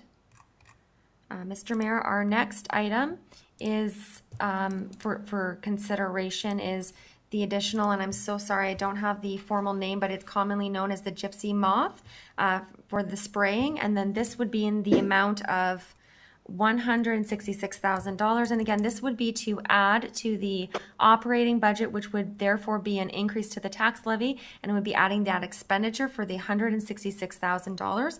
I would be looking for a mover for this. Is there a mover for this vote? Well, we don't have a mover, Madam Clerk. Thank you, Mr. Mayor. If there is no mover, then there is no motion on the floor, and we simply will not vote on this. Okay. Thank you. Does council have any other budgetary inputs that they wish to discuss? I guess at this point, Madam Treasurer, if you could tell the council if this indeed gets approved by council next week at the next council meeting, what would be the blended tax levy for town residents? So through you, Mr. Mayor, the only number that we don't have confirmed right now is the school board. We haven't heard from the school board on what their increase will be. They haven't had an increase, I think, in the last couple of years. They've remained with the same rate, and so we don't find that out until January. So assuming that, I'm assuming that there's no increase right now with the school board. We know that the region has just approved a 2.87% increase this week. And so if, this is just our estimate, with if we were at the 4.77, it would have been, the blended rate would have been 3.31%. If we go down to the 3.9, which is where we are right now, we're at the 3.87, the 3.87, then the blended rate is about 2.96%. Beauty. Under 3. Beauty. Thank you very much for that information. Any councillor have any comments or questions pertaining to our discussions tonight? Not seeing any, Madam Clerk. Thank you, Mr. Mayor. I do have some just procedural motions that I would like council to pass. The first one is that council would receive the 2022 operating budget discretionary items presentation for information. This would be moved by Councillor Stewart. Is there any discussion on these? Any discussion on this item? Not seeing any, Madam Clerk. Thank you. This vote begins with Councillor Hahn. Yes. Councillor Hildebrandt. Yes. Councillor Kaur. Yes. Councillor Stewart. Yes. Councillor Olson. Yes. Councillor Wink. Yes. Mayor Junkin. Oh, I'm sorry. Yes. Thank you. That does carry. Through you, Mr. Mayor, I have a motion put forth by Councillor Hildebrandt that committee receive the LED streetlight conversion presentation from Director Jason Marr for information. And this vote would begin with Councillor Hildebrandt. Yes. Councillor Kaur. Yes. Councillor Stewart. Yes. Councillor Olson. Yes. Councillor Wink. Yes. Councillor Hahn. Yes. Mayor Junkin. Yes. Thank you. That does carry.